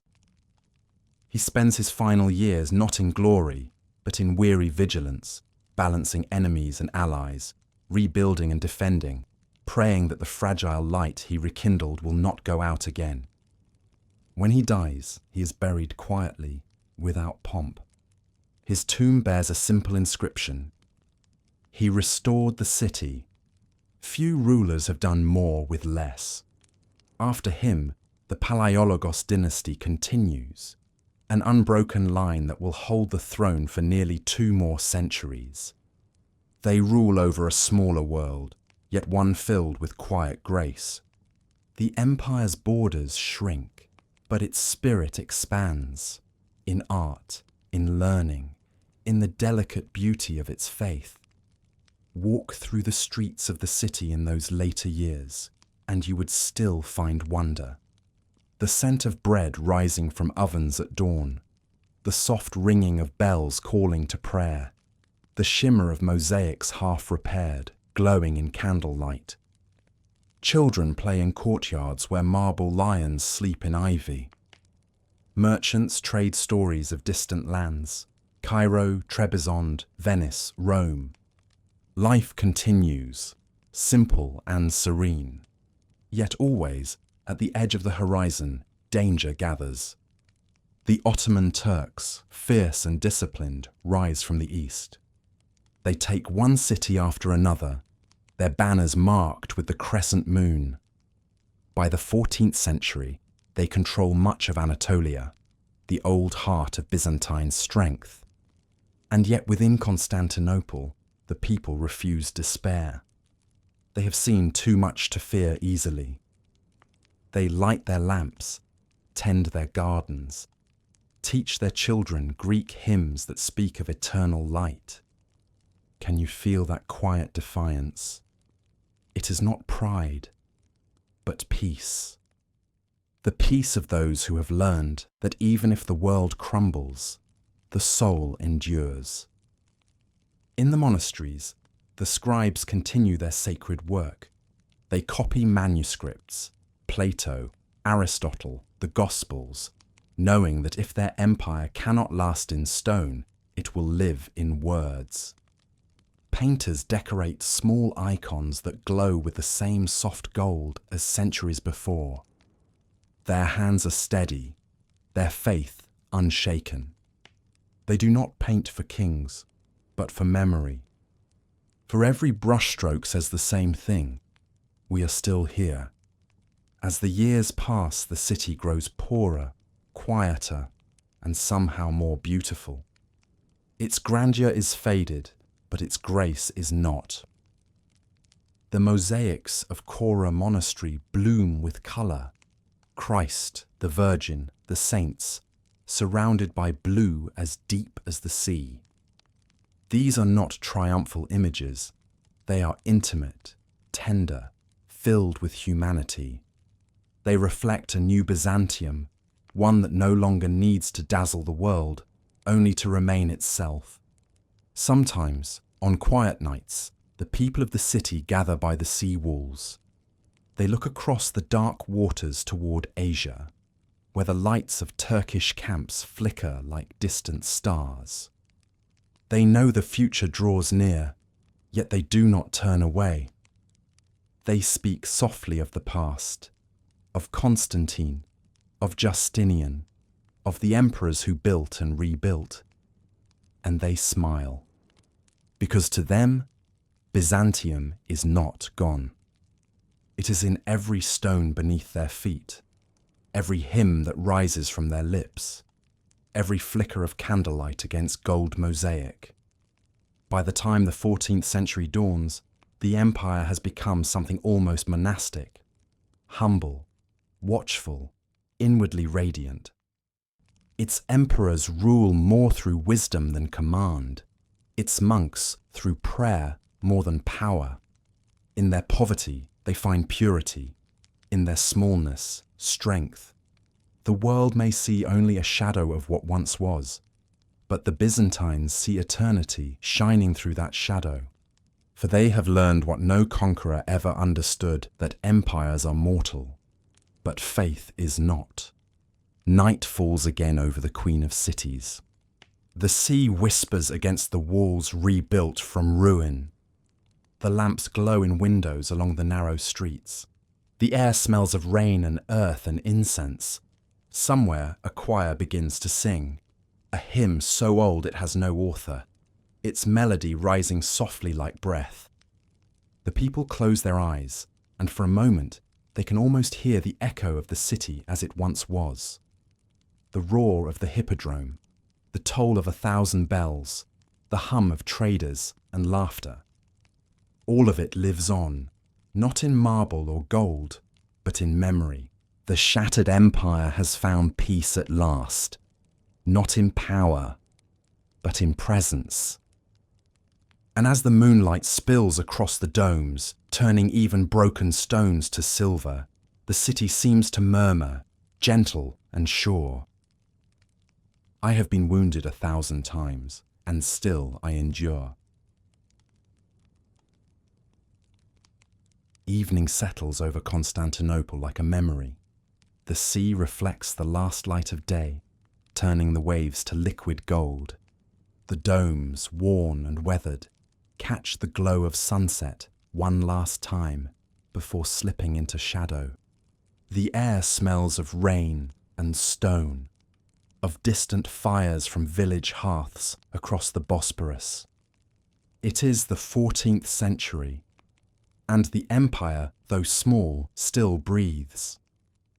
The Palaiologos dynasty, the last of Byzantium's great houses, now wears the crown. Their name means of the ancient word, and it suits them well. They rule not by conquest or wealth, but by memory, keepers of what remains of Rome's long light. Their court is modest, their coffers thin, but their spirit endures, cloaked not in splendour, but in grace. The emperors of this age, Andronikos, John, Manuel, are men born to twilight. They know the empire's best days lie behind them, yet they refuse despair. They govern a world reduced to its essence, the city, the sea, and the dream. Their purple robes, once symbols of absolute power, are now almost ceremonial. The faded cloth of duty, not dominion.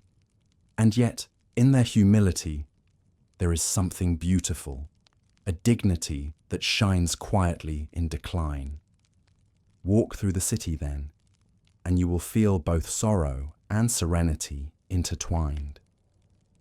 The streets still hum with life, bakers shouting their wares, bells ringing for vespers, children laughing in the courtyards. But the noise carries an echo, as if the past itself still walks beside them. The mosaics, though chipped and dulled by time, still glow when touched by candlelight. The marble lions of old fountains still watch in silence as pigeons bathe in their basins. The people live surrounded by ruins, yet they do not see decay, only continuity. Can you imagine standing by the harbour at dusk, looking across the water? The old walls rise behind you, scarred and patched, yet strong. The wind tastes of salt and history. You would hear the faint clang of a blacksmith's hammer, the soft rhythm of waves against stone, the distant voice of a monk chanting the psalms. The empire is quiet now, but still alive, not loud, not triumphant, but enduring like a candle shielded by careful hands. The Palaiologan emperors understand this fragility better than anyone. They walk through halls that once glittered with gold, now lined with peeling frescoes. They dine in rooms once filled with laughter, now echoing with memory. And yet they are not bitter. They have inherited a mission far deeper than empire, to preserve wisdom, faith, and beauty until the end. Andronikos II, grey-bearded and thoughtful, spends his reign rebuilding monasteries and encouraging scholars. He cannot raise armies, but he can raise minds. Under his patronage, the city's artists craft icons of breathtaking tenderness, faces painted with human sorrow and divine light mingled in their eyes. He fills the libraries with scribes, preserving ancient texts as if they were holy relics. Books, he once said, are the true walls of the empire. After him comes Andronikos III, young, passionate, determined. He fights to reclaim lost lands, leading small armies with courage and faith. He wins a few victories, loses many, but his bravery rekindles something in his people, a spark of pride. When he dies, still young, the city mourns not just an emperor, but the last flicker of hope for restoration. In the years that follow, the empire begins to fade like a mosaic washed by rain. The territories fall one by one: Thessaloniki, Adrianople, Nicaea, each a petal drifting from a withered flower. But Constantinople remains. She stands on her narrow peninsula like a lamp in the dark, her light dim but steady. The people speak often of prophecy, that as long as the Virgin's icon remains in Hagia Sophia, the city will never fall.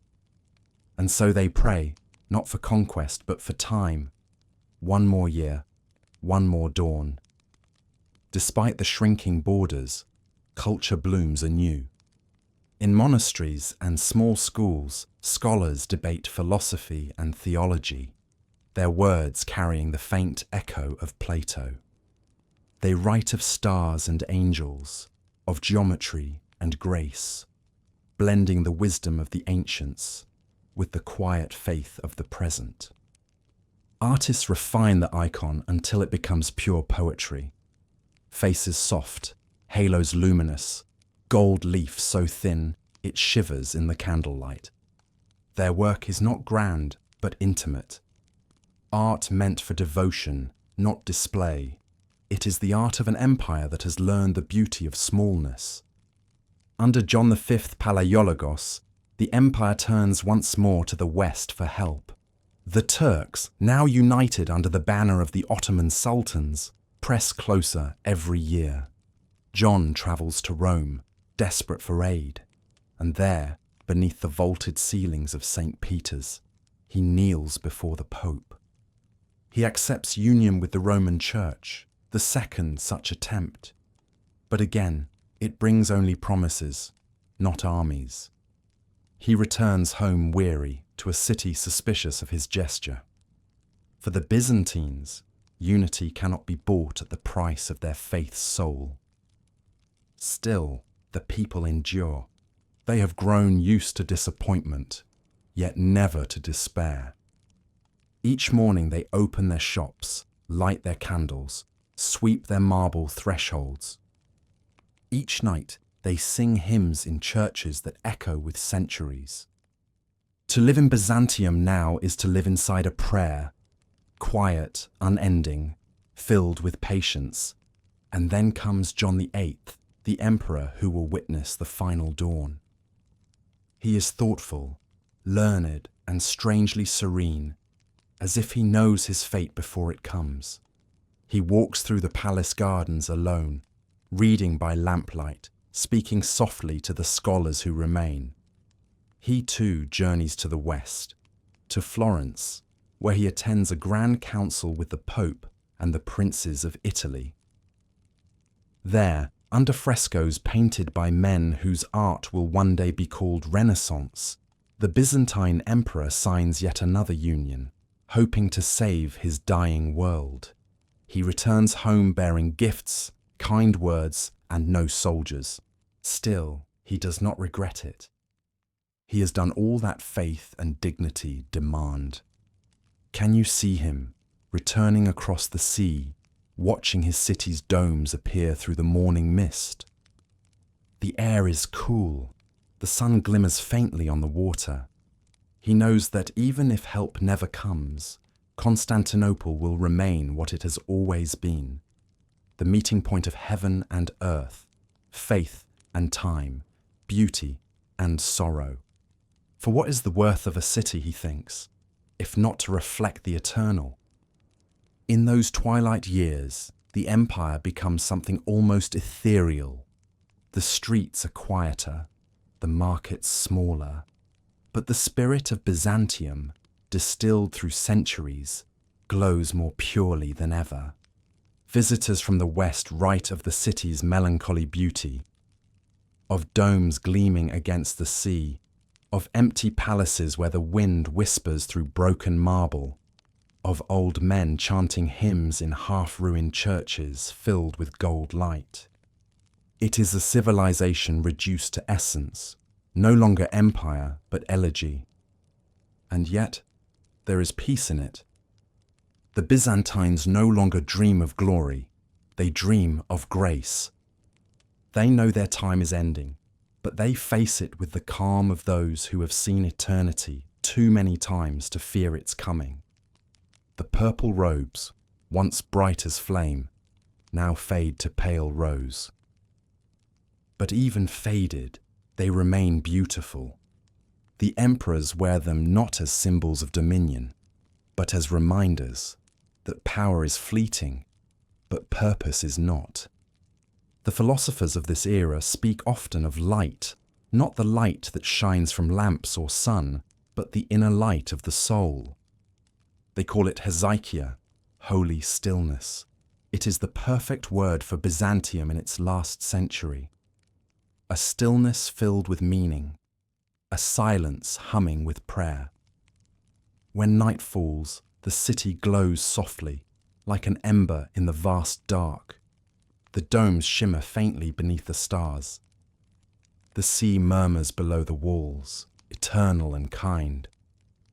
Somewhere in the narrow streets, a single bell rings for evening prayer, and its echo carries far over the water. This is Byzantium's last song, not a lament, but a lullaby. The empire no longer seeks to dazzle the world. It seeks only to be remembered, to pass gently into the folds of history like a candle flame giving light even as it fades. The purple robes have grown pale. The palaces crumble, the marble cracks, the gardens overgrow. But in every stone, every hymn, every breath of incense rising through Hagia Sophia, the city's spirit endures, soft, eternal, unbroken. For even as the world changes, Byzantium remains the bridge between past and future, heaven and earth, glory and humility. And in that bridge lies its immortality. The night air above Constantinople is cool and clear. The stars shimmer over the sea, reflected in the dark water like candles set afloat. The city sleeps beneath them, smaller now, quieter, wrapped in memory. Its domes still gleam faintly beneath the moon, and from the harbour comes the slow rhythm of waves against stone. 1,000 years have passed since Constantine raised his standard here, and yet the city still breathes. It is the 15th century, and the emperors of the House of Palaiologos now rule the last thread of Byzantium. Their empire, once stretching across continents, is reduced to a city and a dream. Outside its walls, the Ottoman Turks grow vast and powerful, their armies disciplined, their cannons terrible.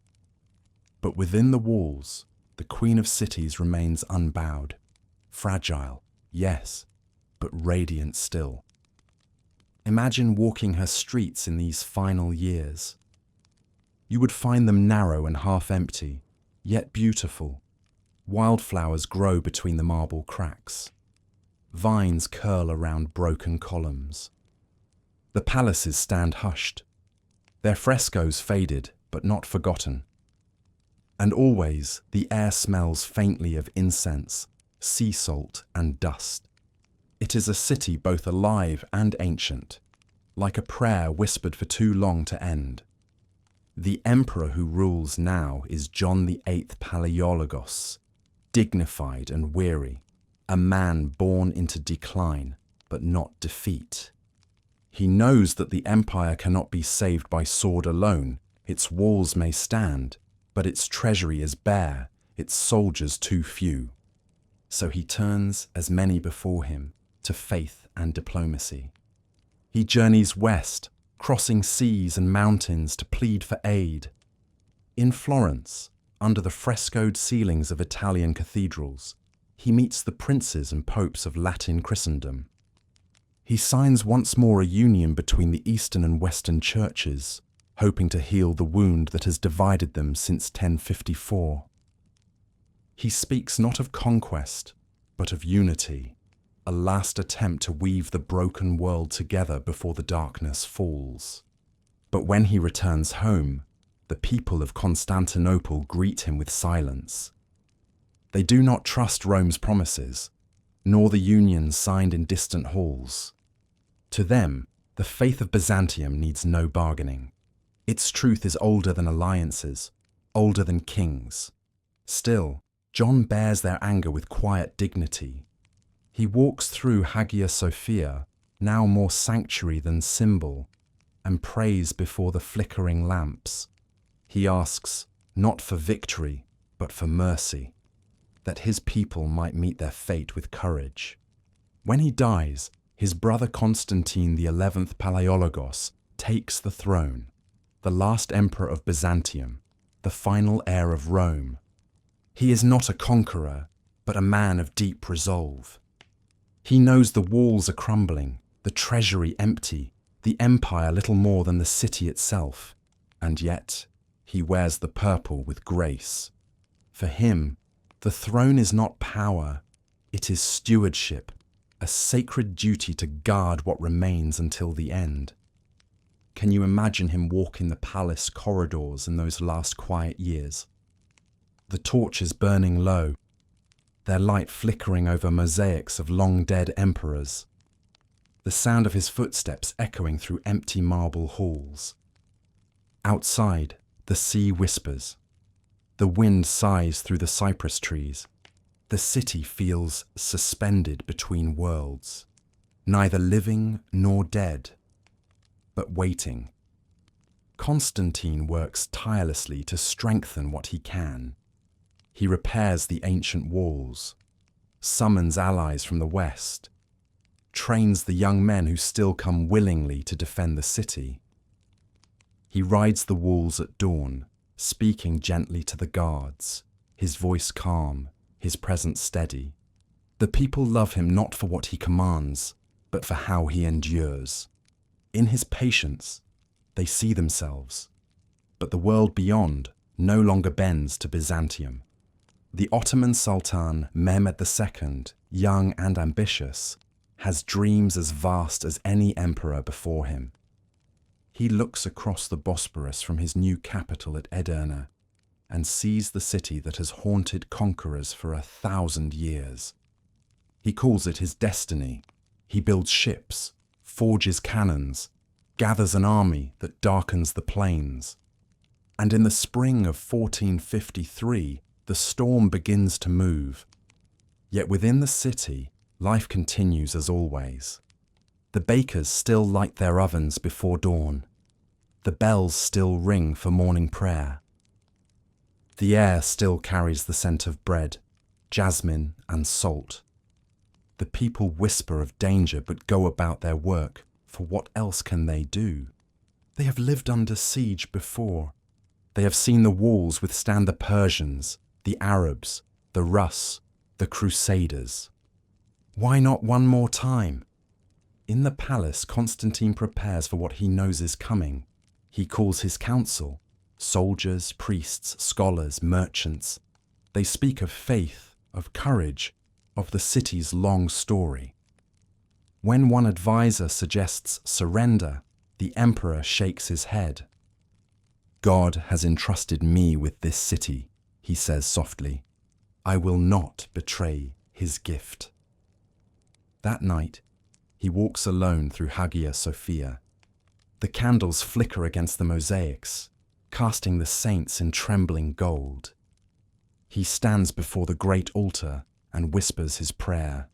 If it is your will that this city fall, let it fall, but let it fall in light. Outside, the sea is calm. Across the strait, fires glow in the Ottoman camps, like stars fallen to earth. The wind carries faint music, the chant of soldiers preparing for dawn. Constantine listens for a moment, then turns and smiles sadly. He knows what comes next. Can you see it? The emperor standing upon the walls at sunrise, the sky streaked with rose and silver. The people gather below him, merchants, monks, nobles, fishermen, all united not by power, but by love. The priests bring out relics from the churches.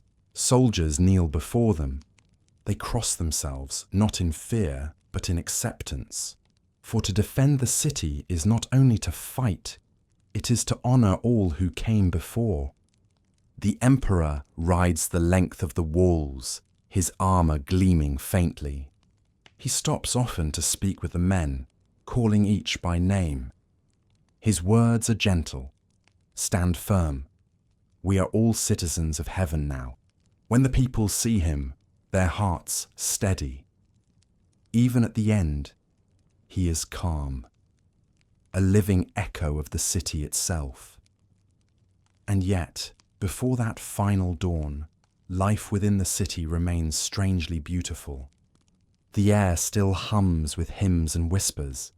In the small courtyards, candles burn before hidden icons. Mothers tuck their children into bed, telling them stories of saints and angels who guard the city walls. Old men sit by the harbour, watching the moon ripple upon the waves. They speak of the past as if it were a dream from which they will soon wake. In those last months, the empire seems to float outside of time.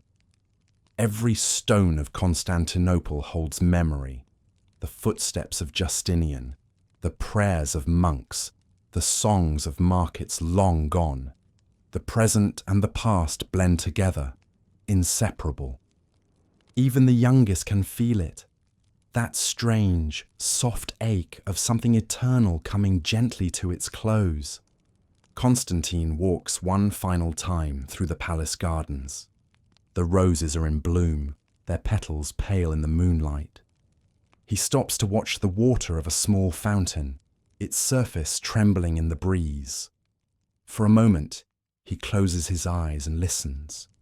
To the city breathing around him, to the sea murmuring beyond the walls, to the silence between the stars. He smiles. Whatever comes, he thinks, will not be an end, but a passage. The lamps burn low, the priests keep vigil in the churches.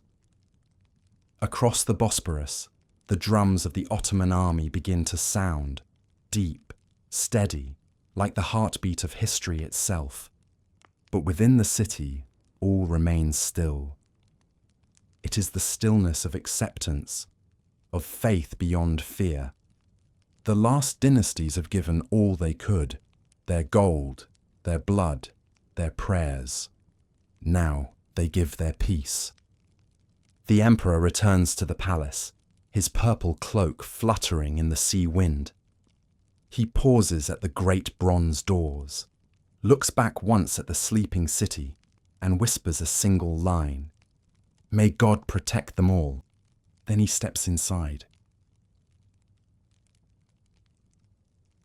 The dawn comes quietly, the way all endings do.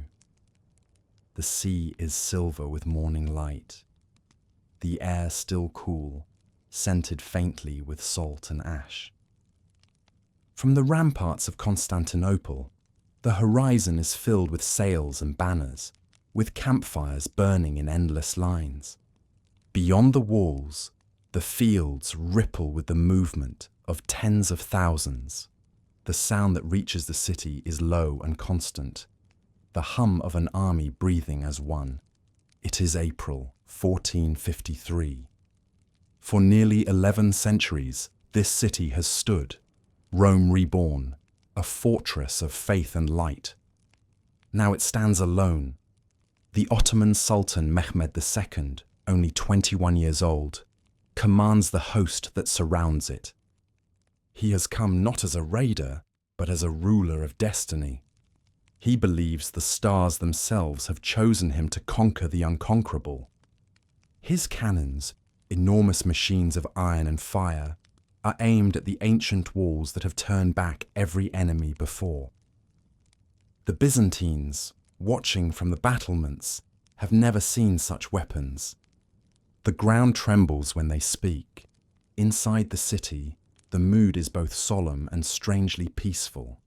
Its population has dwindled to barely 50,000 souls, a handful compared to the millions who once lived here. But those who remain are bound by something deeper than hope. They do not speak of victory. They speak of duty. They believe that to stand and pray, even against the inevitable, is its own kind of triumph. Emperor Constantine XI, Palaiologos, last of his line, moves among his people without crown or guard. His armor is simple, his voice calm. He eats with the soldiers, prays with the monks, speaks to the merchants who have turned their shops into armories. He calls each man brother, each woman sister. In him, the city sees its reflection, weary, proud, luminous. Can you imagine walking those streets in those final days? The air thick with dust from the bombardment, the smell of crushed stone and candle wax mingling in the wind. Every dawn begins with prayer. In the churches, people kneel before icons worn smooth by centuries of touch. They whisper the same words their ancestors once spoke during the Arab sieges, the Persian wars, the Crusader sack. Lord, have mercy. Their voices rise softly, not in fear, but in rhythm, as if to remind heaven that they are still here. The city endures for weeks. Each night, the cannons roar. Each morning, the defenders repair the breaches. The people move like ghosts through their routines, carrying stones, passing water, tending to the wounded. Even children help, fetching arrows and filling buckets. The bells of Hagia Sophia toll endlessly, marking not hours, but endurance itself. Beyond the walls, the Ottoman camp stretches to the horizon. Its tents shimmer in the sun, its banners ripple like waves. Drums beat steadily, and at night, the air glows with the orange light of 1,000 fires. Yet even there, in the vastness of that army, there is awe. Many of Mehmed's soldiers, born in distant lands, whisper that this city is protected by angels, that to strike its stones is to strike at heaven. But the young Sultan, restless and brilliant, believes differently. He believes that destiny favors those who dare. Weeks pass. The walls crack, but do not fall. Rain comes and goes, washing the blood from the stones. Both sides grow weary, yet neither yields. Then, on the evening of May 28th, the Sultan gives his final command. The assault will begin at dawn. Inside the city, the bells ring again, not for defense, but for communion. From every church, the people gather for what they know will be their last service together. They fill Hagia Sophia, its vast dome glowing with the flicker of countless candles. Emperor Constantine enters quietly, his head bare, his armor gleaming dully in the golden light. He kneels before the altar, surrounded by priests and peasants alike. No crown distinguishes him now. He is simply a man among his people. The hymns begin, voices trembling, yet steady. They sing not of victory, but of forgiveness. They pray for the city, for their families, even for their enemies.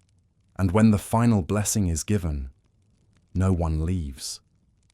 They stand in silence, listening to the echo of their own faith filling the air like a promise. Then, as midnight fades into pale dawn, they part, each to his post, each to her home. The emperor rides to the walls, stopping to clasp hands, to speak small words of comfort. He looks upon the city, his city, one last time. The sea glimmers faintly. The domes of Blachanae and Hagia Sophia gleam with dew. And for a moment he smiles. God has chosen that I die with my city, he says quietly. There is no greater honor. The final assault begins before sunrise. The drums roll like thunder. The cannons roar, shaking the earth. The Ottomans surge forward in waves, their cries rising to the heavens. The defenders, Greek, Genoese, Venetian, and a few others, stand firm. They fire arrows, drop stones, push back ladders with bare hands. Every wall becomes a hymn of resistance, every act of courage a prayer. The first attack falters, then another, but the third, led by the Sultan's elite janissaries, breaks through a small breach near the gate of St. Romanos. Constantine rides there himself, his sword flashing in the smoke. He fights as a soldier, not a king, shoulder to shoulder with men who have no titles, only faith.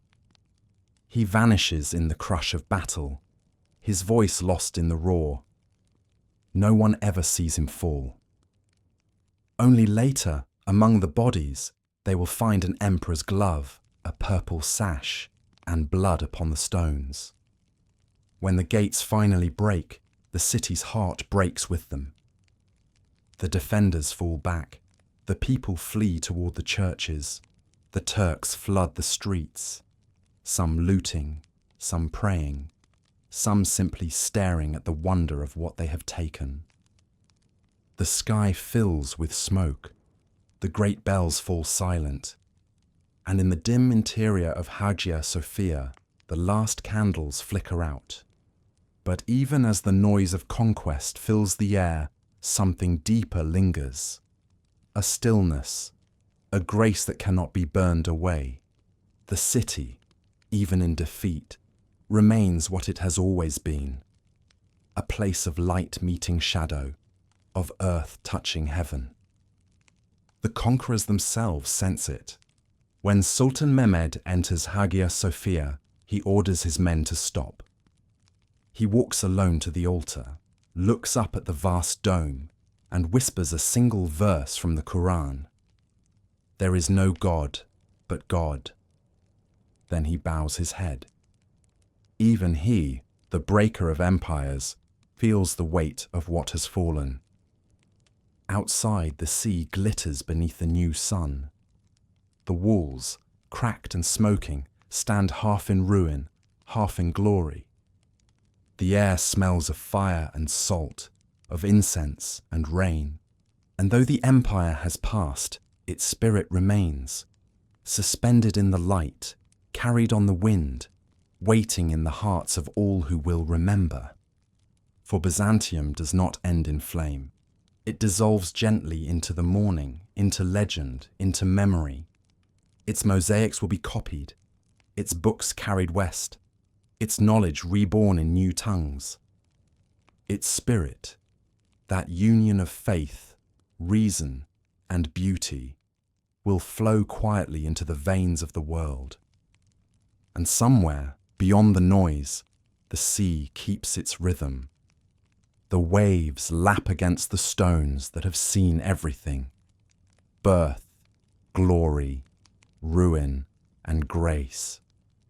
The city sleeps now beneath a new name, but if you listen closely, you can still hear her heartbeat in the water. It is faint but steady. It is eternal. The morning after the city's fall is quiet. The fires have died. The drums are still. And the wind carries only the faint cry of gulls above the sea. The sun rises pale and tender over the Bosporus, its light spilling across the water and over the broken walls. Where smoke once rose, now a soft haze drifts, the kind that comes after rain. And in that stillness, it seems for a moment as if the world is holding its breath. Constantinople has fallen, yet somehow, impossibly, it is also still here. The conqueror walks its streets, his footsteps echoing against stones that have borne 1,000 years of kings. He is young, fierce, and victorious. Sultan Mehmed II, the new master of a city that once ruled the world. But as he gazes upon the shattered mosaics of Hagia Sophia, upon the domes that still catch the morning light, something inside him grows quiet. He sees not a ruin, but a legacy, not a corpse, but a crown. He orders the city spared. The mosques, palaces, and churches will stand. The Queen of Cities, though conquered, will live on under a new name, Istanbul. And so it does. From that moment, the light of Byzantium does not vanish. It merely changes shape, like sunlight passing through coloured glass. It bends, it softens, it spreads. For empires of the soul are not bound by walls. They live wherever their beauty and wisdom are carried. Can you picture the centuries that follow? The old streets rebuilt, the domes shining again, the voices of new prayers rising where old ones once echoed. Different tongues, different songs, yet the same longing for peace, the same reverence for the eternal. The mosaics of Christ remain hidden beneath plaster for centuries, but their gold still glimmers in the dark, waiting. When at last they are uncovered, their faces emerge untouched, serene, patient, forgiving. It is as if the city itself never stopped praying. The story of Byzantium does not end in 1453. It continues quietly in ways the conquerors could never have imagined. Its artists, scholars, and monks scatter across the world, carrying with them manuscripts, icons, and memories. They bring the wisdom of Greece and the light of orthodoxy to new lands. They teach, they translate, they preserve. And in the cities of the West, Florence, Venice, Rome, something stirs. There, among frescoes and marble, the Renaissance begins to bloom. Philosophers rediscover Plato through Greek texts saved by Byzantine hands. Artists study the way light falls on mosaics, the grace in their faces. Architects look to Hagia Sophia and see the harmony of heaven made solid. From the ruins of Byzantium's fall, a new dawn rises for the world. The empire that once refused to fall now refuses to be forgotten. For 1,000 years, Byzantium was the keeper of Rome's flame. Its faith, its law, its light. It was the bridge between the ancient and the modern, between Europe and Asia, between heaven and earth. It survived invasions, earthquakes, plagues, and betrayal. It fell, rebuilt, and fell again. And through it all, its spirit remained unchanged, a belief that beauty and truth are not opposites, but reflections of the same divine order. Can you imagine what that must have felt like? To live in a world where even the smallest act, a candle lit or a prayer whispered, was part of eternity. That sense still lingers in the city's stones. Stand beneath the dome of Hagia Sophia today, and you will feel it. Even as a mosque, even as a museum, even as both, it holds a silence older than time.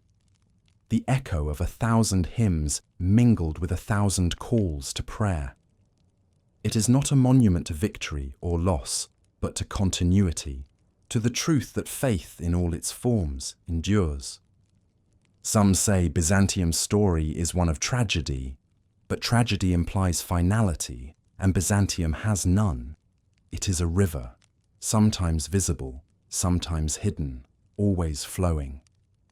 It lives in the chants of monasteries on Mount Athos, in the glitter of icons painted in quiet corners of Eastern Europe, in the architecture of cathedrals and the philosophy of scholars. It lives in the very idea that civilization is not measured by power, but by peace. Even in the centuries after its fall, the memory of the empire becomes legend, not a tale of defeat, but of endurance. The Orthodox faithful still call themselves Romans, Romaioi, because the empire lives in their hearts. The Russian Tsars call Moscow the Third Rome, claiming to inherit the mantle of the Second. And in a way, they are right, for Byzantium's legacy belongs to everyone who has ever sought beauty in the midst of chaos, who has ever believed that knowledge and faith can live as one. Close your eyes and listen. Can you hear it? The soft toll of a distant bell carried on the wind, the murmur of the sea against the walls, the rustle of pages in a monastery, the whisper of brush upon gold leaf. That is Byzantium, not gone, but transformed. The city itself still stands. Its streets have changed names. Its domes have changed prayers. But the shape of its soul remains the same. Every sunrise over the Bosporus paints the stones in the same light Constantine once saw. Every wave that strikes the sea walls carries the same rhythm as it did when Justinian dreamed of eternity. And at night, when the moon rises over the Golden Horn, the water still reflects the same trembling glow. Half heaven, half earth. Through all that has come and gone, crusades, empires, revolutions, the city endures. It has become a tapestry woven of many colours, each thread carrying a different prayer, a different song. Greek and Turk, Christian and Muslim, past and present, all coexist in the same breath. Constantinople, Istanbul, two names, one heartbeat. And somewhere deep beneath its streets, in a layer of stone untouched by centuries, perhaps there lies a single candle stub, the last one lit by a priest on that final night. Maybe it burned long after the city fell, the flame trembling, then fading into darkness. But maybe, just maybe, that light passed into the morning, into the eyes of those who rebuilt, into the brushstrokes of painters, into the words of those who remembered. Because that is the true miracle of Byzantium. It never burned out, it simply changed form. To speak of Byzantium now is to speak of memory itself, of the way the past rests quietly beneath the present, shaping it without being seen. It reminds us that beauty does not die, it lingers, that faith need not conquer to prevail, that even the smallest act of creation, a written word, a sung hymn, a painted face, can outlast the mightiest empire. As night returns to the Bosporus, the sea glimmers under the moon once more. The city sleeps as it has slept through empires and centuries. Somewhere, a distant call to prayer rises, mingling with the echo of bells that no longer ring. And for a brief, gentle moment, they sound the same, two voices harmonizing across time. The wind moves softly over the water. The stars shimmer above the domes. And the city that has been called by many names whispers one more time to all who listen, I did not fall. I became eternal. So, as you rest now, let the story of Byzantium settle like mist around you. Let its quiet endurance remind you that even in endings, there is continuation. Even in silence, music. Civilizations fade, but the light they kindle goes on. It flickers in art, in prayer, in kindness, in thought, in the small sacred things that outlive stone and sword. Close your eyes and see it. The marble streets washed by dawn, the domes shining softly against the morning sky, the waves kissing the sea walls that have seen 1,000 years. And hear faintly the city's final lullaby. Peace be to you, traveller. The empire sleeps, but its light remains. Now rest and dream beneath its stars.